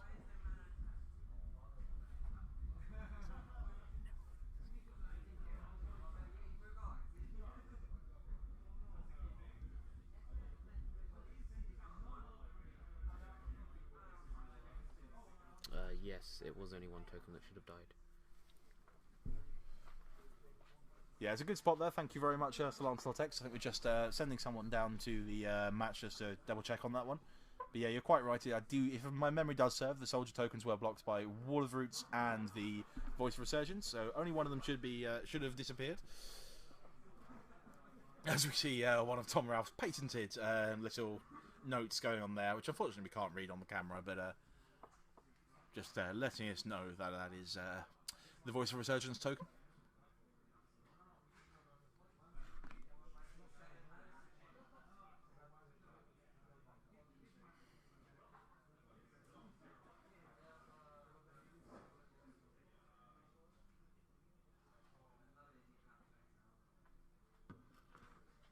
Just checking that now, but we got the soldier token back into play. Snapcaster Mage now. I assume this is before combat. Going to tap everything down and draw a card with the Cryptic Command, one would imagine.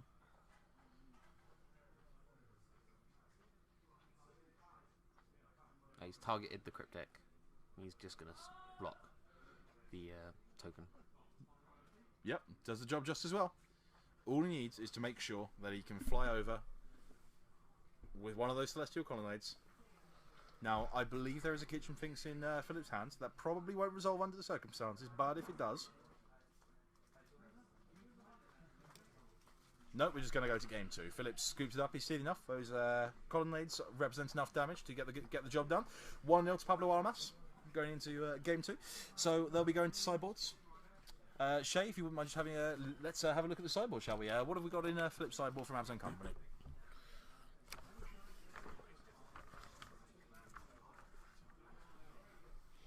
You've got just digging out the. You've got both of the deck lists. So I do apologise. It was buried away. I'm so sorry. Looking at Philip's sideboard, so we have 3 Fulminator Mage, 2 Reclamation Sage, 1 Kataki War's Wage, 2 Core Firewalker, 1 Spell Scribe. Apologies, he has somewhat unusual handwriting. 1 Big Game Hunter, 1 Thoughtseize, 1 Limbala Keeper of Silence, 1 Choke, 1 Scavenging Ooze, and 1 Eidolon of Rhetoric. So looking at that, you certainly think the Choke is liable to come in under the circumstances. Spell Scythe, also an interesting option. Possibly the Reclamation Sages and Fulminator Mages. Fulminator Mage, obviously a very good answer to Celestial Colonnade. Yep. And Reclamation Sage can deal with awkward permanents along the lines of Rest in Peace, which could potentially bring in because it shuts down the combo.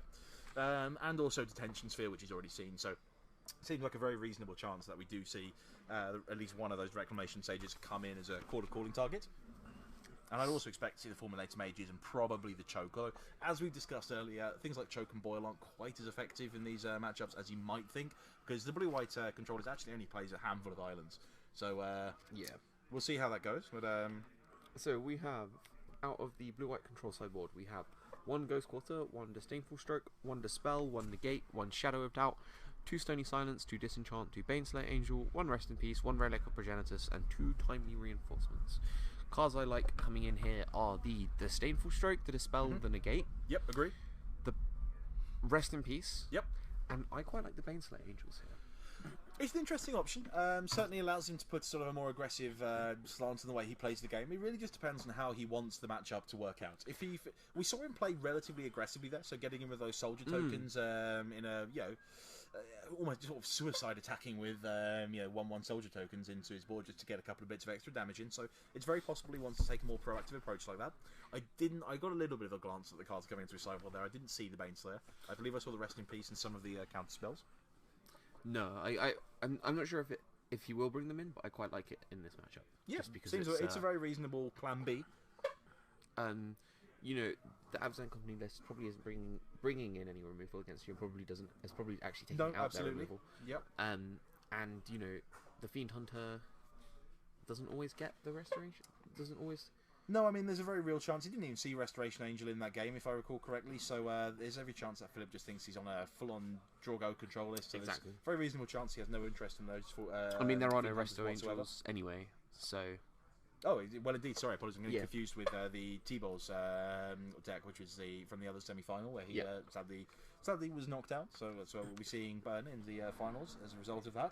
But yeah, I mean, so it's quite likely he does take out anything which looks like removal. As it happens, he doesn't actually have any removal spells. He literally just has that the 2 copies of Fiend Hunter as removal in his deck. You'd assume they come out, especially when you're looking at sort of more interesting things like Fulminator Mage, which deals with Celestial Colonnade in a much more efficient way. Yep.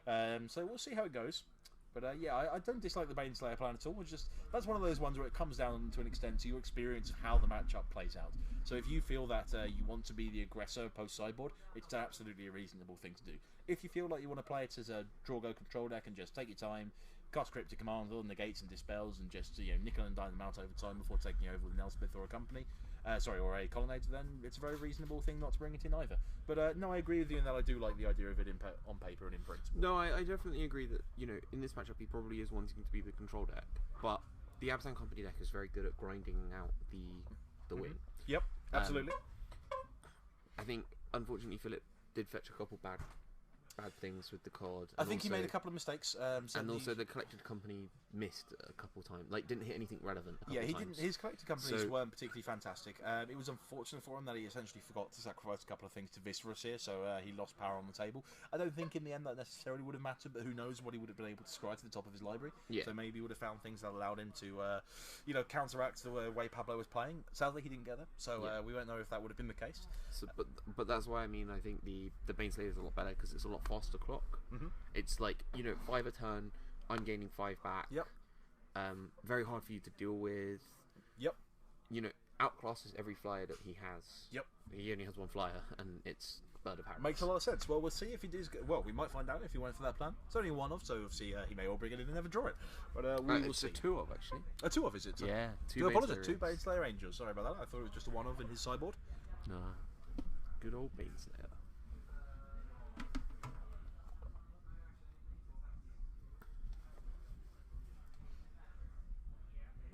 Looks like we're almost ready to get underway. Presumably, Philip Bittman will be on the play.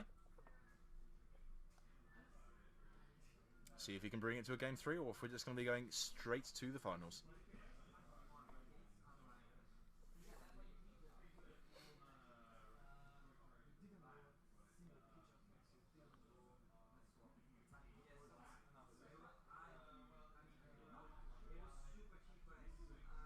Looks like both players have kept Razor Verge Thicket. There's going to be turn 1 Bird to Paradise, which is a perfect start for Bittman. And we're sending it over to Pablo Armas. And we can see his hand there, a couple of counter spells, Wall of Omens, a couple of lands. I can see the Rest in Peace in there as well, and a Sphinx's Revelation. 2 Floated Strands, his only lands at the moment though.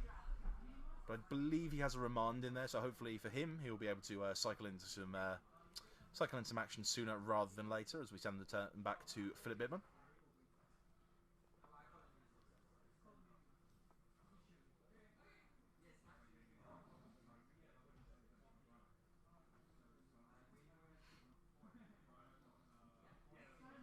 And Voice of Resurgence enters the battlefield. So that's going to make cards like that Remand that we saw in Pablo's hand that much more awkward. He really would have been hoping for an ideal circuit for a good setup to Remand and any play from Philip on turn 2 in order to draw himself into the lands that he does need as he gets Hallowed Fountains play tapped.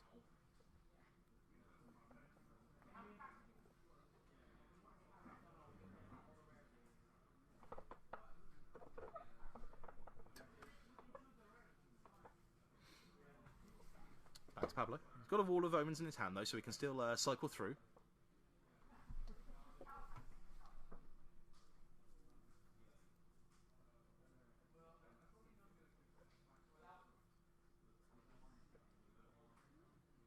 But he's just going to path to exile the Voice of Resurgence, get that off the table, which makes a lot of sense. It's a real pain. It's also possible that he has. I saw another blue card I couldn't quite make out, so it's very possible that that's a Dispel, so you might want to keep that up for a potential Collected Company. Yeah, it's also another option. Probably, and I believe he has a second path to exile in hand as well, so if there is a Kitchen Finks or some other kind of problematic creature comes into play, he should be able to deal with it.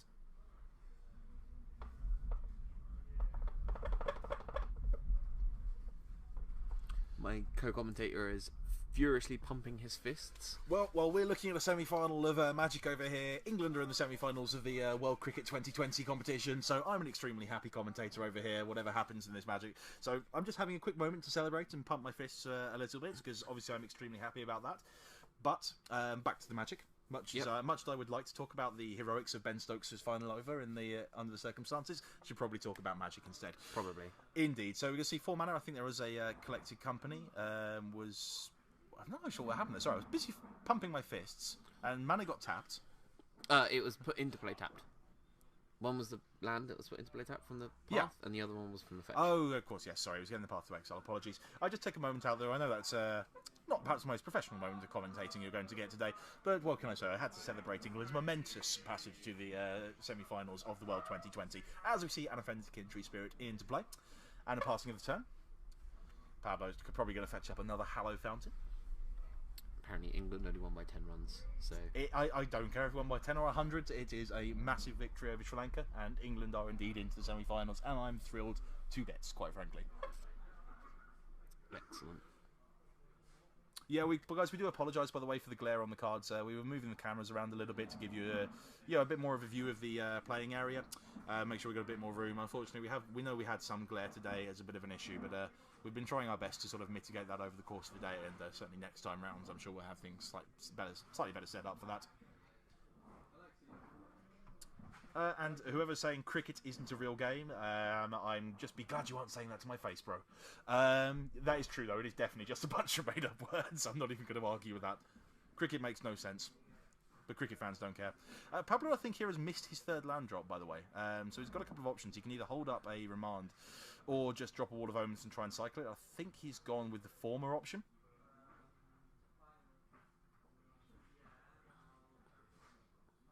Yeah, he's going with the Wall of Omens, actually. So he's going to cycle, try and hit that 3rd land. I don't think he got there. Nope, just for another path to exile. So he's got plenty of defence. He's not exactly under pressure, but sooner or later he's going to have to find a way to cast more spells. He's already fired off 2 paths to exile, so Philip Bittman not struggling for mana at all. He's about to be able to deploy his 7th piece of mana, should he so desire. Another Anafenza. I'm not sure if he has anything else in hand. He's got 2 lands in hand, I believe. I think there's a Temple Garden. I can't see the remaining cards, but it may just be another land. I think it is. I can't see which lands, but I think he's just essentially flooded out here. And there is the 3rd land for Pablo Armour. Basic Island into play.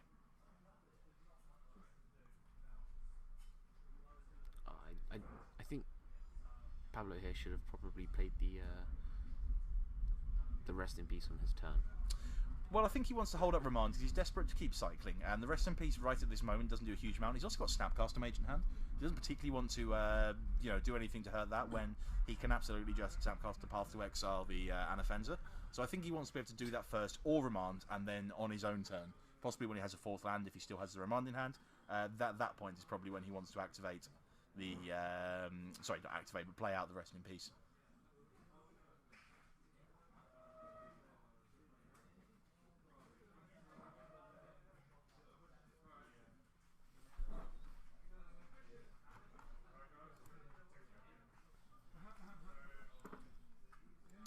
So activation on a Governing Township allows him to gain for 1 with that Birds of Paradise. But there we see Snapcaster on 2. Oh no, just another Path to Exile, in fact. He didn't use Snapcaster Mage. He's respecting the possibility of another Collected Company or a Court of Calling out to Philip's hand. We know that there's nothing going on there at all, unfortunately, just a bunch of lands. But he's carefully playing around everything he can. He's in no hurry to get to that Rest in Peace either. There's no Kitchen Finks, no Murderous Red Cap, no Visceral Seers going on. So none of the things which Rest in Peace matters for are currently happening. So I think he just wants to keep up that Remand for as long as he possibly can, because he's desperate to cash that in, try and draw another card, try and get some more lands into play. And draw for the turn. Didn't get a good look at that. It's the Hallowed Moonlight, so he's got another way to, another potentially card he can cycle. We may well just see him using that on the end of Philip Bittman's next turn.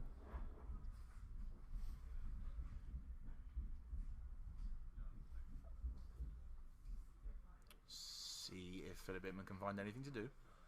He's definitely not stuck on mana. But at the moment, his only plan is activating that Governing Township.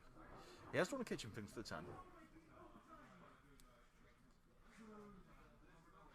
Now, it's very possible that Pablo Armas just wants to remand this, even though it can easily be cast again, simply to cash that remand in. He knows that anything he remands is going to get cast out very quickly.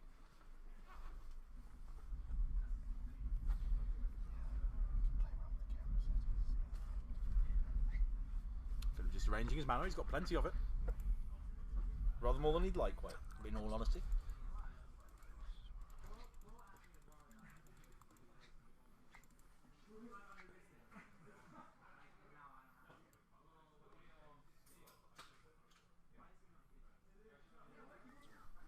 There's the kitchen fix. Just resolves. So I think Pablo's most likely going to Snapcast at the end of turn and Path to Exile the kitchen things. By now, he's more or less probably figured out that there's nothing actually happening on the other side of the table, especially when he sees him tapping out this Gavany Township activation. He's going to take 2 damage from the Birds of Paradise, and then I expect us to see a Path to Exile on the kitchen things. There's also a very high chance that Philip has simply used all of his basic lands by now. I think it's just 2 more lands in hand. So end of turn. Snapcaster Mage. That's going to get the Path to Exile. Deal with that kitchen things.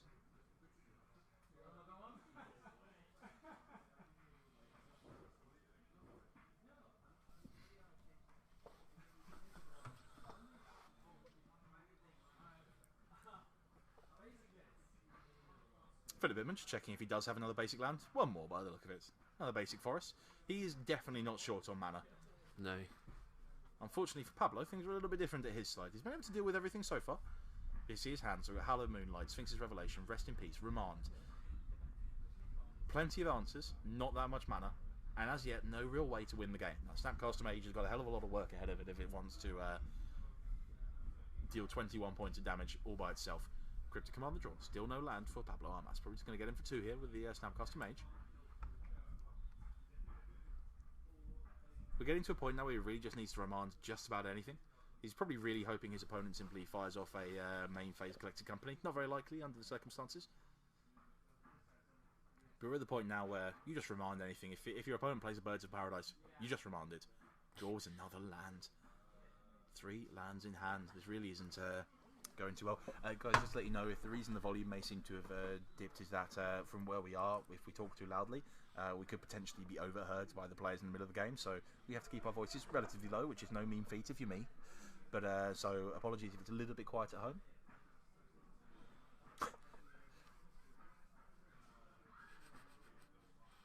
Gets in for 3 with what is by now a monstrously large Birds of Paradise. Pablo, I think, considering whether he wanted to simply cycle the Hallowed Moonlight there, but decides against. Draws another Cryptic Command. Still hasn't found the 4th land. Everything he could want in hand, but thanks to the mana situation, not everything he could want on the battlefield. Yes, we know, Philip. Helpfully showing us that he could happily lend Pablo to 1 or 2 of his cards. It's the battle of Mana Screw versus Mana Flood. Who will win? Off the top, Court of Calling. Not bad. Unfortunately for Philip, it does give Pablo an extremely good Hallowed Moonlight target. Or indeed possibly an extremely good Remand target, depending on how much he sinks into the Court of Calling. I think actually Hallowed Moonlight's better because it's a counter spell. Because you just... It's effectively a counter spell under the circumstances, but it's also because that Remand just gets worse and worse. So if his opponent does tap out in a way where he wouldn't be able to, spends enough of the Court of Calling that he wouldn't be able to Court again straight away for a meaningful amount, then he may just be happy enough. Yeah, and that's probably what's going to happen here, because we can see he's just activating the Township again, getting him for 4 with that Birds of Paradise. Plays a land, taps, and passes the turn. Right now, if I'm Pablo, I'm just cycling. Yeah, here we go. Just cycle the Hallowed Moonlight. You might not be getting value off it, but you need to find the 4th land. You get that 4th land, you're in great shape. And there it is, but it's not the blue source. It's not the 3rd blue source. That is, though. I was just thinking, we've got the 4th land, but it looked like for a moment as if he wouldn't actually be able to cast all those Cryptic Commands in hand. Now he can. In for 2 with the Snapcaster Mage. So he's got the Cryptics up, still needs to find a way to deal with a very large Birds of Paradise in play. Draw a card, bounce the bird. Definitely a possibility. First of all, he needs Philip to cast something meaningful. See, Philip's by now really rather small library being gone through. Half the lands have come out of there by now. Yeah. Is he finding that he doesn't actually have a land he can fetch with that Verdant Catacombs? I'm wondering if that's what happens here. He's looking through. He might have just paid a life to for no reason, unfortunately. You get a good shuffle, I guess.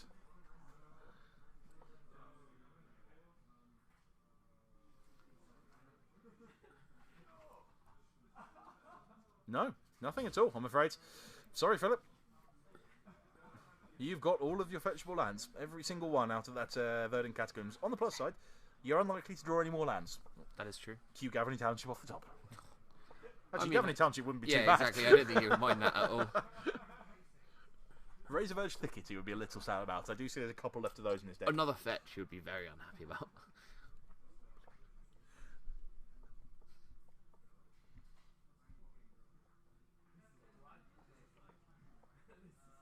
Rather desultory shuffle of the library after that long turn. Let's see what he draws at the top. Still got a quarter calling in hand. What's the draw? He knows he's not showing us. Voice of Resurgence, not a bad one at all. It's going to be this Cryptic Commander. It's going to almost certainly bait out that Cryptic Command at some point. So we're going to see that cast pre-combat, drawing out any removal spell on the Birds of Paradise. I think most likely we're going to see Cryptic Command in response, counter and draw. Or possibly counter and bounce to the Birds, actually, would make a lot of sense. He does have, by the way, Supreme Verdicts in hand now. He's got plenty of ways to deal with that Birds of Paradise. Counter and bounce is indeed the play. Does Philip want to respond with that Court of Calling? And he's just about to ask a judge question, and I have a funny feeling that this judge question is going to involve the word Spellskite. Yes. And the answer is yes. Well, the answer is normally yes. But yes, he can indeed get a Spellskite and prevent the bounce on the Bird of Paradise, which I'm guessing, not guaranteeing, but I'm guessing that is the play he's going for. Most likely. Does he have Spellskite? That would allow him, I believe there was one in the sideboard, if memory serves. Yep, there was. Yep, one in the sideboard. So, as I say, I expect that to have come in. So he can bring the Spellskite into play, redirect the bounce so that the Birds of Paradise remains on the field. Then he would be able to get in for, I believe, 4 damage, put Pablo to 4. That would probably bring out the Supreme Verdict the following turn. Was the question regarding Spellskite by any chance? The question was not a Spellskite. Good grief. Philip wanted to Court of Calling for another voice and wanted to know if he'd get an elemental in that case, I see. which obviously he wouldn't. He would because not. The spell has already been cast. There we go. Our head judge Thomas Ralph helping us out with the inside info from the tables. Thank you very much, Thomas. So we do see the Birds of Paradise back into hand. Voice of Resurgence in the graveyard. Does he now go for the Court of Calling? Yes. I'm not sure what he's going for. We'll find out. So this is a chord for 3, I believe. So one would guess Kitchen Finks as being one of the more resilient cards he can get, as well as a potential combo piece for somewhere down the line. Eternal Witness, in fact, that makes an awful lot more sense, I have to admit. The old value Eternal Witness play. To get back the Voice of Resurgence. Allows him to either get back the voice or just the Court of Calling, should he so desire. He could also get the Fetch Land. It seems unlikely, but it's definitely possible. It's a legal play.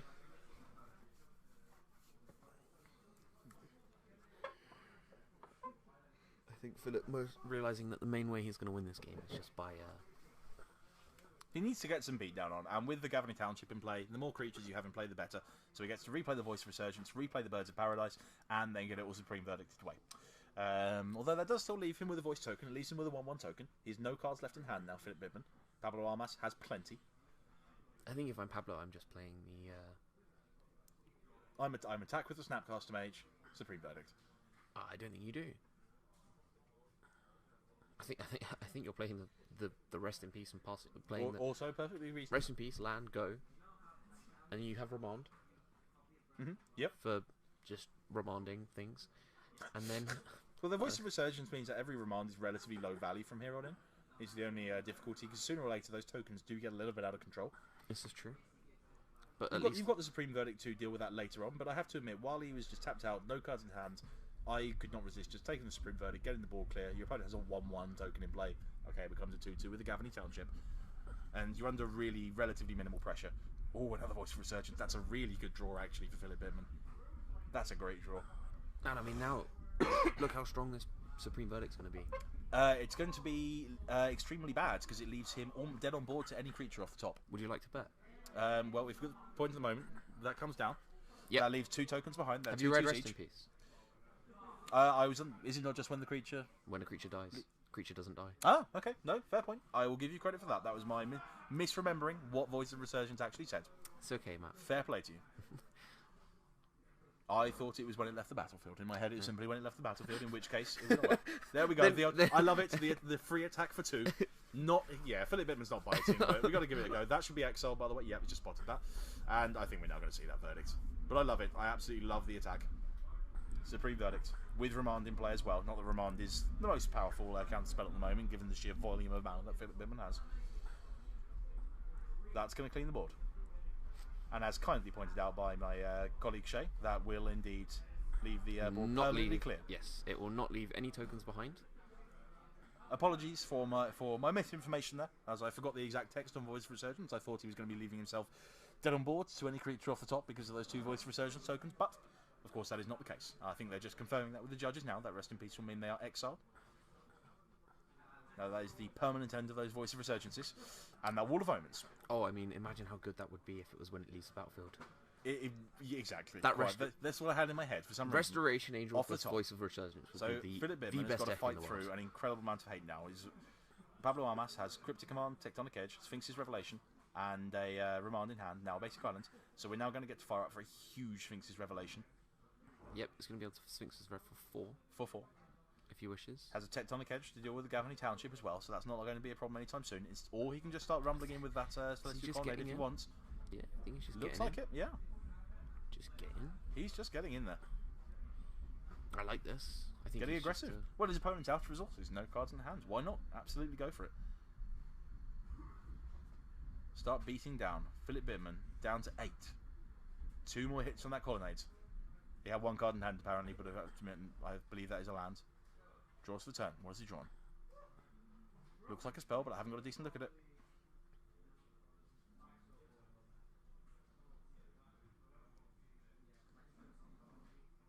Deep into the tank now. Plays out that land. Another Gavany Township. He's got something in hand. It's a creature of some description. I was a Fiend Hunter. A lowly Fiend Hunter. No targets, just a 1/3. Gonna get remanded because why not? You made remand that. No better use for that remand. It's gonna come straight back out again, but absolutely I would do the same thing. Remand.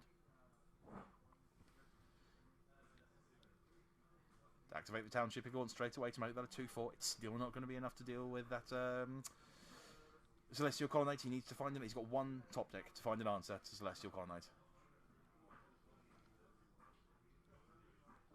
1 turn, 1 draw. Colonnade's going to rumble in again. Halve Philip Bidman's life total down to 4.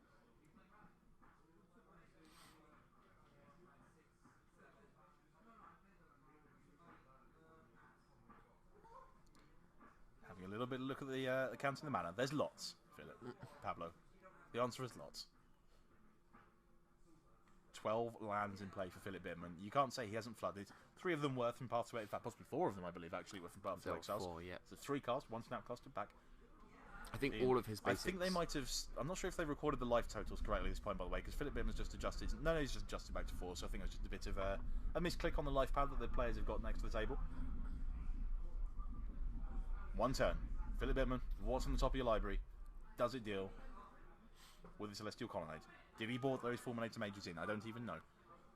If it's a Fulminator Mage, he gives himself a chance. Not a big chance, but a chance.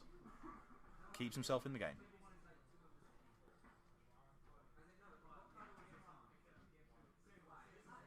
It's another land, if you can believe that. He extends the hand. There we go. Pablo Armas wins 2-0. He is in the finals. Congratulations to him. Yep. He'll be playing Naya Burn very shortly. We'll have a coverage of that in the next few minutes. For now, we're just going to take a very short break. Thank you very much for watching. Don't go anywhere. We'll be back very shortly indeed with the final.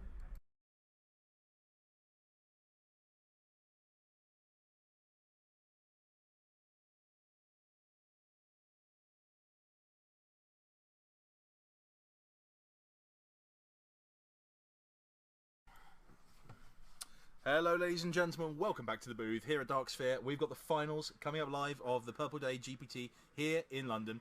And we've got, on blue-white control, Pablo Armas. We've just seen him win his quarterfinals, Yep. his semi-finals. With a beautiful and now control we're going to list. watch him in the finals. Yep. What's he playing, Shea? Blue-white control. No, sorry, what's he playing against is what I meant. Oh, sorry, he's playing against Red Green Burn. He's playing against Red Green Burn. And sorry, what's the gentleman's name who's playing the Red Green Burn? It's Christian. It's Christian Vargas playing Yes. Red Green Burn. I think you can all guess, anyone who knows me watching this at home, who I'm rooting for here, where it's control deck versus Burn. My hatred of the Burn archetype is well documented, shall we say. May have mentioned it a few times in my articles. My Twitter feed might mention how much I hate Burn quite a little bit, so go Pablo. Nothing against Christian, sorry. I'm sure he's a lovely guy. but he's playing Burn, so I'm very much rooting for Control in this one. I think we're ready to go down to the finals. Yep. Players are ready. Just shuffling up. And once again, sorry, we do notice that we've got the haven't updated the life pad yet, so we're just going to get that sorted out, because obviously it's not Philip Bittman on the left, it is not Abzan Company on the left, it is Christian Varga playing Red Green Burn. And the players, I think, are just going to look at their opening sevens. We're going to see if we can get that life pad updated shortly. And just so you know, we're going to try and keep our voices down just a little bit, so do turn your volume up at home, because the players are more or less within hearing range of us, so we obviously don't want to accidentally give away any information, but while still telling you what's in the players' hands. Looks like a mulligan from Pablo Armas. You.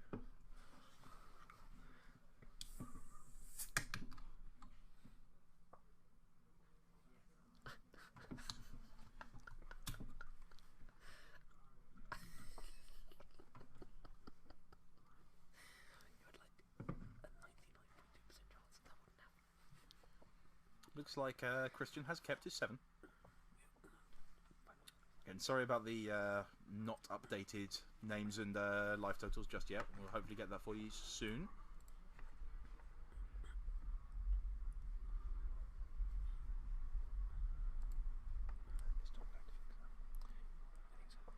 Right, and just to reiterate as well, if you're watching at home, please do turn the volume up a little bit, because we're going to try and keep our voices down just a little bit, so the players don't accidentally overhear us. Pablo has kept Matt. 6. His voice is quite loud. I think he scried to the top there, I believe, Pablo, on his 6. I'm going to start for Christian with a Grim Lavamancer on turn 1. In hand for Pablo Armas. 2 lands, Wall of Omens, Detention Sphere. Adds a Ghost Quarter to his hands. It's got a land to the top. It's got Supreme Verdict as well.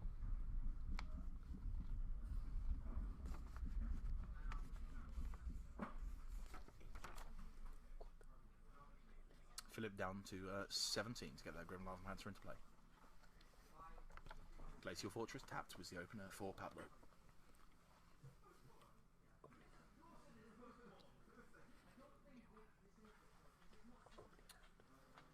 Draw for Christian. Goblin Guide, I think, was the draw. But it may have been a Shard Volley.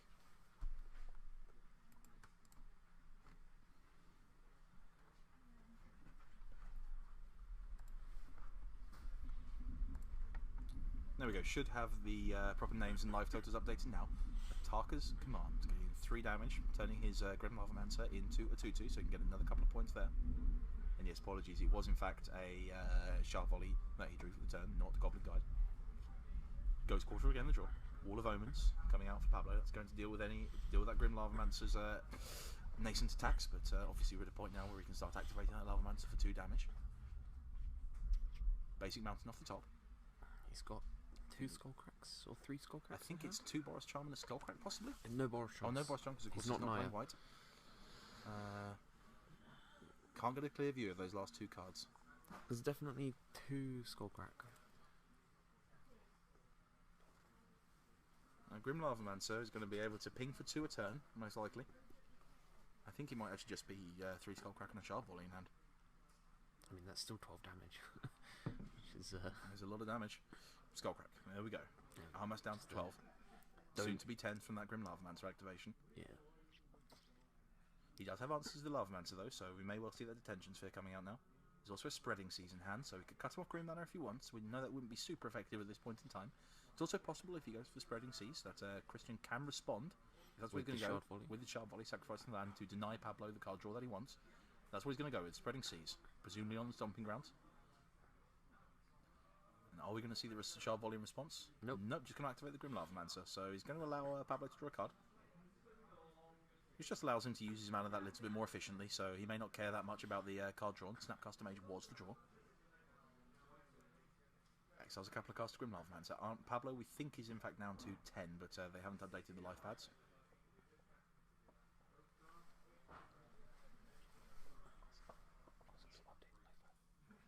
Yeah, we're just sending someone around now to see if they can update the life pads for us. There we go, they've just done it. Oh, okay. Yep.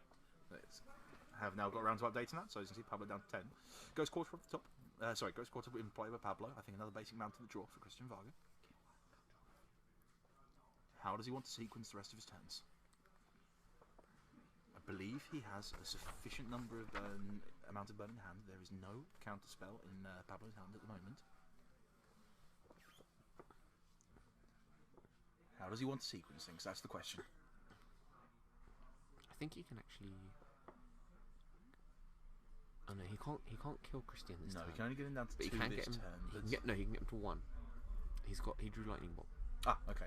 I thought he drew the basic mantle for turn, so that must have been a lightning bolt that was in his hand already, that we thought was one of the skull cracks. So, yeah, bolt you upstairs. Pablo down to 7. Just passes the turn back though this time. Wants to hold that skull crack up for any life gain that may be in the deck. A lot of these decks do play cards like Kitchen Finks in the main deck, so he's obviously playing around that, keeping that skull crack up, knowing that he's got enough burn in hand as long as he doesn't make a mistake. We know that Pablo Armas does not have any counter spells currently in his hand. That's going to take care of the Grim Lavamancer. He's going to be able to get another couple of points of burning though beforehand, exiling those 2 cards from the graveyard. Pablo down to 5. And as he's tapped out, this may well be a very quick end to game 1, because I believe that this remainder of the hand is tapped out, so I think this will just be that, because I believe it's Sharp Volley, Skullcrack in hand. Skullcrack for 3, down to 2, untap, Sharp Volley. And that'll be game 1. Going to game 2 very quickly. That's what burn does. I might not like burn, but I'll give it credit that it puts you out of your misery quickly. Yes. So, sideboards. To the sideboards. So, having a look at Christian Varga's sideboard, we have 2 Melton Rain, 3 Smash the Smithereens, 2 Searing Blood, 1 Searing Blaze, and we also have 3 Destructive Revelry and 4 Shrine of Burning Rage. Both Shrine of Burning Rage seems quite interesting in this matchup, as it's a way to potentially get a lot of burn into in a long game if you're trying to fight through life gain and counter magic over time. And also, I'd be interested potentially in the Molten Rains, I think, as well, as a good way to deal with Celestial Colonnade. Potentially Destructive Revelry, just in case there's any ley lines coming in. Possibly. I mean, you wouldn't expect to play Leyline of Sanctity, but it's perfectly plausible that it plays. There's plenty of cards along the lines of things like Sun Droplet, cards like that, which they may potentially play. So it's a little bit of a catch-all. Typically, not always, but Blue-White doesn't usually play that many Leylines. I've seen some builds which have sort of 1 in there or something, but it's a little bit of a... It depends on the the build. So the variants that are running sort of like the Runed Halo versions. Yes, tend to not so run the more Leyline. tap-out version, yeah. They tend to not run Leyline, whereas this one I can see would be better running Leyline. Obviously, Yeah. Pablo isn't, but I can It's see possible it coming if he expects Rune Halo as well. Christian, we don't know at this point how much Christian knows about Pablo's deck. No. We don't know if he's had a chance to watch him during the day at all. He would have had a bit of a chance if he wanted to during the semi-finals and the quarter-finals to get a bit of an idea of what Pablo's playing. So my guess is, on that basis, if he's been using that information, he probably isn't bringing the Destructive Revelries in. From Pablo's side, what have we got that you think we're going to bring in? We've gone over his sideboard a couple of times, but what would you be bringing in if you're in Pablo's shoes? The Dispel, the Negate, the 2 Timely. Absolutely. What about the Baneslayer Angels? Because that's It's definitely very an interesting slow. one. It is slow, But if you get there, Yes. if you get, but I think if you get to 5 and you're not dead, if you get to turn 6 and you're not dead, you'll probably win the game anyway. Yep, no, absolutely. So- There's a reasonable case for that, but he does manage to get you out of range in tight matches, so especially on the play, I think there's every argument for bringing Baneslayer Angel in. We'll see what he goes for, though. Certainly Yeah. the timely reinforcements absolutely become a Dispel Negate, 100%. But we do know Christian has those gold cracks, so we know it's perfectly plausible that he can mitigate the life gain if he plays around it properly, if he draws the right cards. Just to let you know, by the way, these guys have not split the prizes in any way, shape or form. This is absolutely for everything. There's a box for the winner, half a box for the loser, and of course 2 buys for the winner at GP Manchester as well. But there's been no prize split, so they're very much playing for this, for real.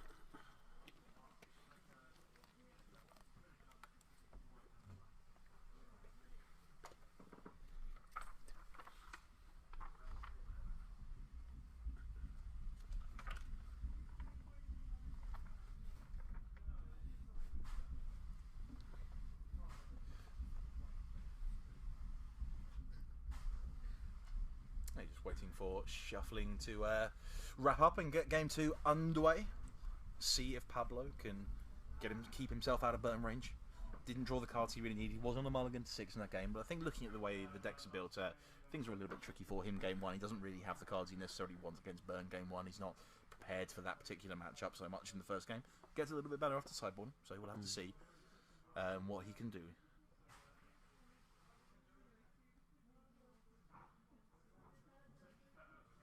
about a minute away probably from players taking a look at their opening sevens, seeing what they got.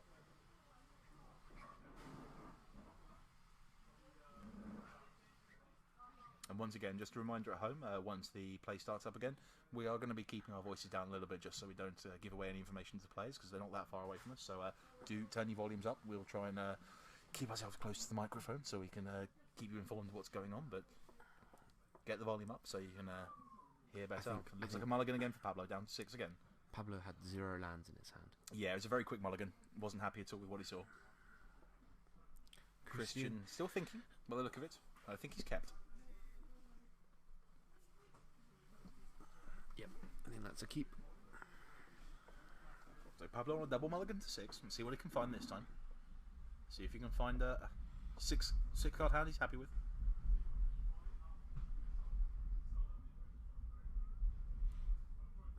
A rub of the face there from Pablo, feeling a little bit of the tension. Draw 6. Instant mulligan again. I think it was a 1-lander. I saw a Hallow Fountain in there, but I saw a Hallow Fountain for a Remand Detention Sphere. I don't think there was another land in there though. Straight down to 5.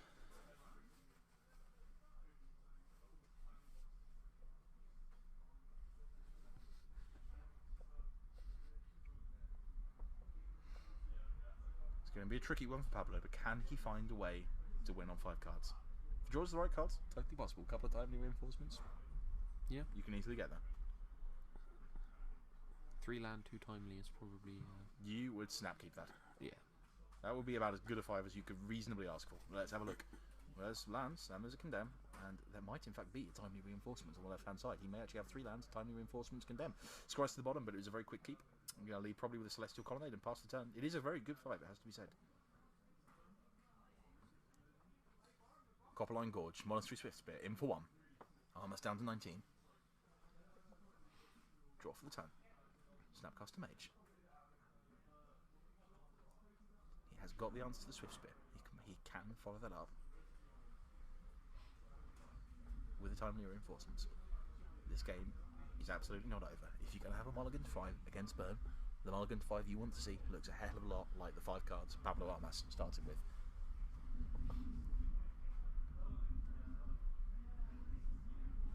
Another Copperline Gorge from Varga. Another Swiftspear. In for 2. Question for Pablo is here, does he risk trying to block with the Snapcaster? No, he's just going to condemn. Get rid of one of those Swiftspears. Good start.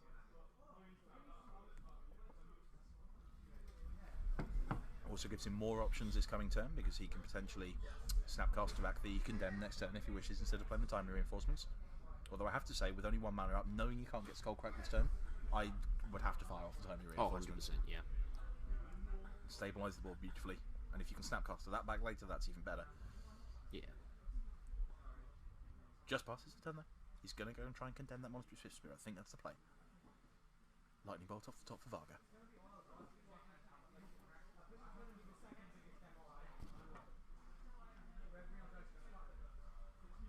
In with the Swiftspear. Snapcaster Mage, flashing back condemn. That's going to deal with the Swiftspear. Does look as if Christian Varga has a fairly lander-heavy hand. I think there's at least 2 more lands in there, and 5 lands is definitely land-heavy if you're playing Burn. He may be on the mulligan to 5, but I think Pablo Armas is favourite from here. I think he's got a very good position. I cannot see, though, if Varga has a Skullcrack in hand, which could be crucial, of course. I think he's got a Tarkus Command. So I think... That would, of course, allow him to mitigate the life gain if he just passed to the turn. Yeah. So definitely a risk from Pablo not to play the timely reinforcements while his opponent was tapped out. Yes, you can see a Tarkus Command in hand. There's a Lightning Bolt going upstairs, down to 15. Untap. If he fires off the timely reinforcements now, it's not going to go well for him. He does have a Negate in hand. Just passes the turn back. Not going to risk it. Negate, timely reinforcements, Cryptic Command. That's the hand. He's got the card he needs. Could do with another land. Basic Mountain. Pass it back. Christian now has Skullcrack. And there's a land. Just into play, taps and pass it back. Happy to maintain that negate. I think Pablo's waiting to get to 5, so he has... Yes, absolutely. He's hoping he can negate a potential response to 2 timely reinforcements. I think that was another Monastery Swift Spear off the top. Certainly looked like a creature. Another basic mountain, so as I said, a little bit land heavy. There's the Swift Spear. That will be able to attack past that Snapcaster Mage. Is Pablo going to block? I think he has to. More or less priced into this. He knows it's not going to survive. Yeah, goes for the block. Forcing Christian to use one of his spells now. See what he goes with.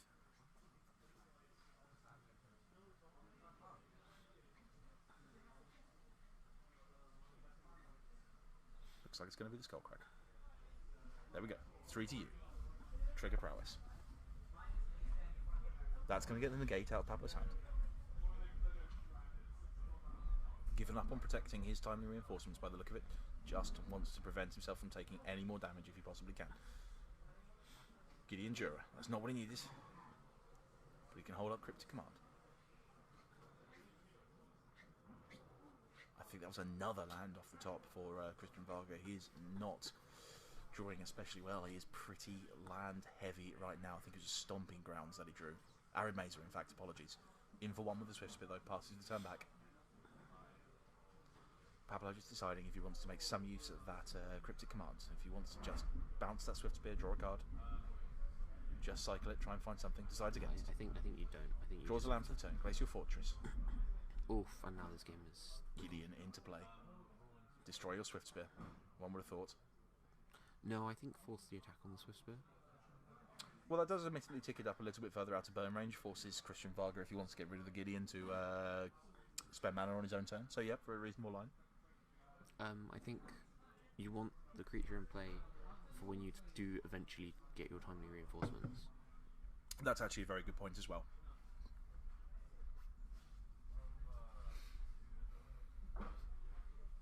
Christian Varga just thinking a little bit here. Attacker's Command, and I think Stomping Grounds in his hand. That's all. Just destroys the Swift Spear though. Interesting. Content just to get it off the table. Doesn't want to take another big chunk of damage, I don't think. And I think he also wants that Gideon in play. Oof. Shrine of Burning Rage.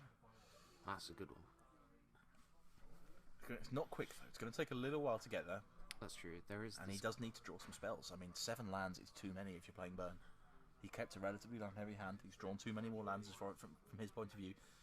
So the reason I like this play from Pablo is he doesn't want to hang around in this game for ages. Oh, detention's off the top, pretty much a perfect card to deal with. That's fine. Trying to Burning Rage.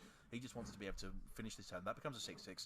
That gives him a 4-turn clock. That's why I think he didn't want to risk forcing the attack with the Swift Spear, because if he chains a couple of burn spells into the Gideon, he can kill it, and then Pablo's lacking a way to win. Now he has a 4-turn clock. Says, I know you haven't got that much going on in hand. You've played a lot of lands. You've got 4 turns to be able to beat me through my counter magic.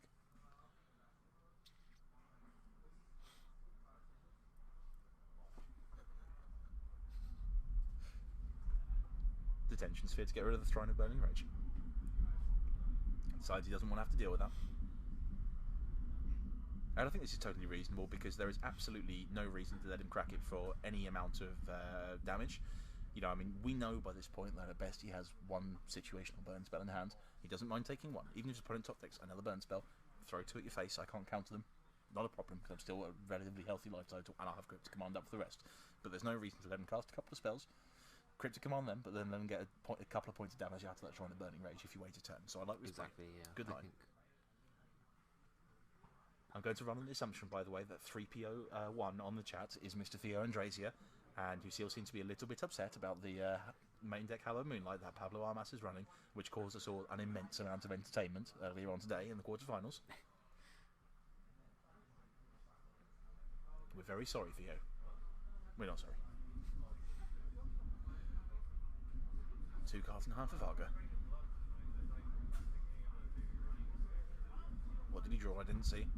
Can't see it. He's going to have a hell of a job from here, I think he's got getting his opponent down to 14. He's got double attackers. You think it's another command? Okay.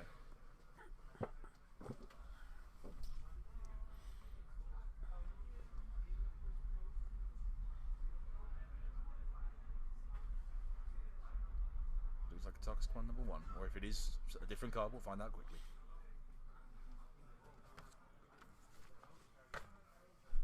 Destructive Revelry. In fact, he did bring it in. That will get rid of the Detention Sphere.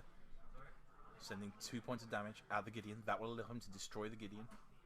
Ataka's commands 3 to you. Redirect to the Gideon Jura. Put a counter on Shrine of Burning Rage. Not the most exciting use of Ataka command ever, but it gets the threat off the table. Problem is, he's now going to be empty-handed. Pablo is going to be able to gain 6 for timely reinforcements. No creatures in play then, as you mentioned earlier, so he isn't going to be able to get any soldier tokens. Guess what he just drew? Another detention sphere.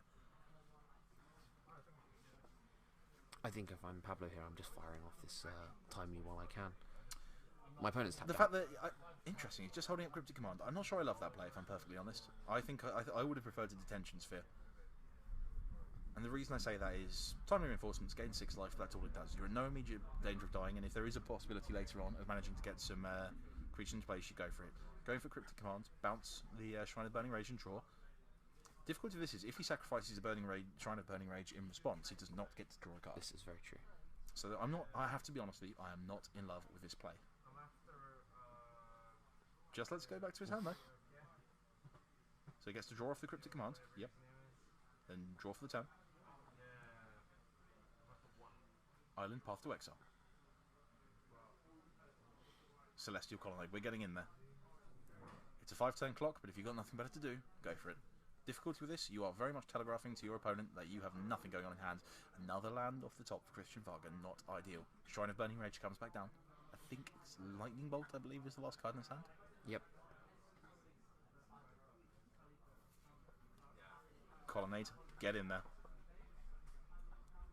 He just wants this game over quickly. He's just banking on his opponent not being able to find a way to deal 14 points of damage in the next 3 turns. It's a calculated gamble.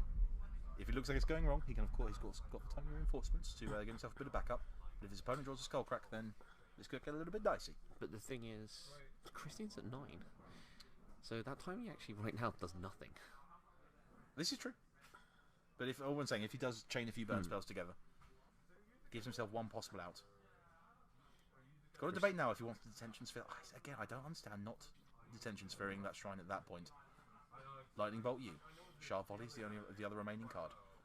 I think he should have just used that detention sphere at that point. He has 3 mana available. Get rid of that Shrine of Burning Rage. Force him to crack it for less than he'd like. Pablo down to 11. One more counter on the shrine. Draw for the turn. Didn't get a look at it. Skullcrack. Oh, you can't fire off the Skullcrack. I think he just has enough burning hand now, though. Skullcrack you, counter. Sharp Volley, counter. Crack the shrine. Dead. I think not detention sphering that shrine, unfortunately, is now going to cost in the match. Let's see if he gets all right. Down to 5. Shrine of Burning Rage. 5 to your face. Pablo's having a bit of a thing, trying to work out if there's something he can do. Unfortunately, timely reinforcements is a sorcery, not an instant, and even their life totals are actually even anyway.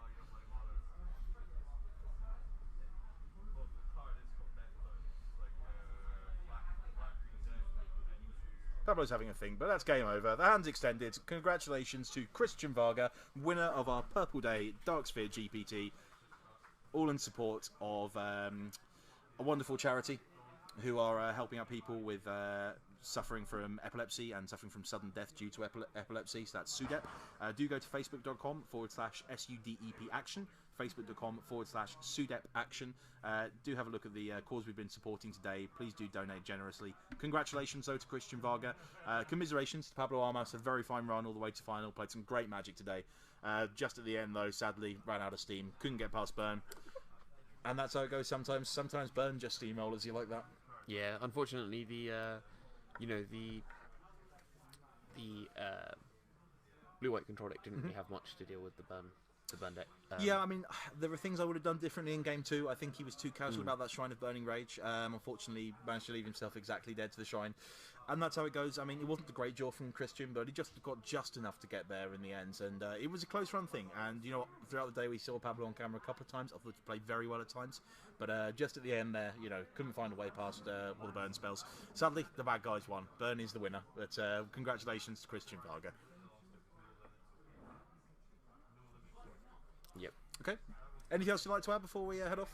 No. Okay. It's been a very productive day. Well, Yeah, I think that is the end of the broadcast. Just one last time before we go home, do please take a look at the website of SUDEP. You can go to www.purpleday.org or to their Facebook group, www.facebook.com/SUDEP Action. That's SUDEP Action.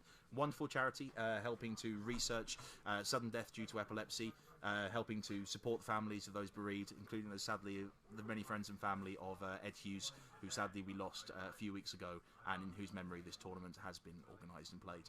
We hope you've had a fantastic time watching the stream. Thank you very much, Shea, for being here with me. Thank you very much. It's been a pleasure. Matt. Thanks very much as well to our head judge, Tom Ralph, for coming in a few times and explaining some of the more obscure rulings that we had. And, of course, to the lovely Alexi Tingy for organising this beautiful event. Thank you very much, guys, for watching. It's been a real pleasure having you here. And we're going to leave you now. But thanks very much. Enjoy your Easter weekends. Have a great time. Thank you.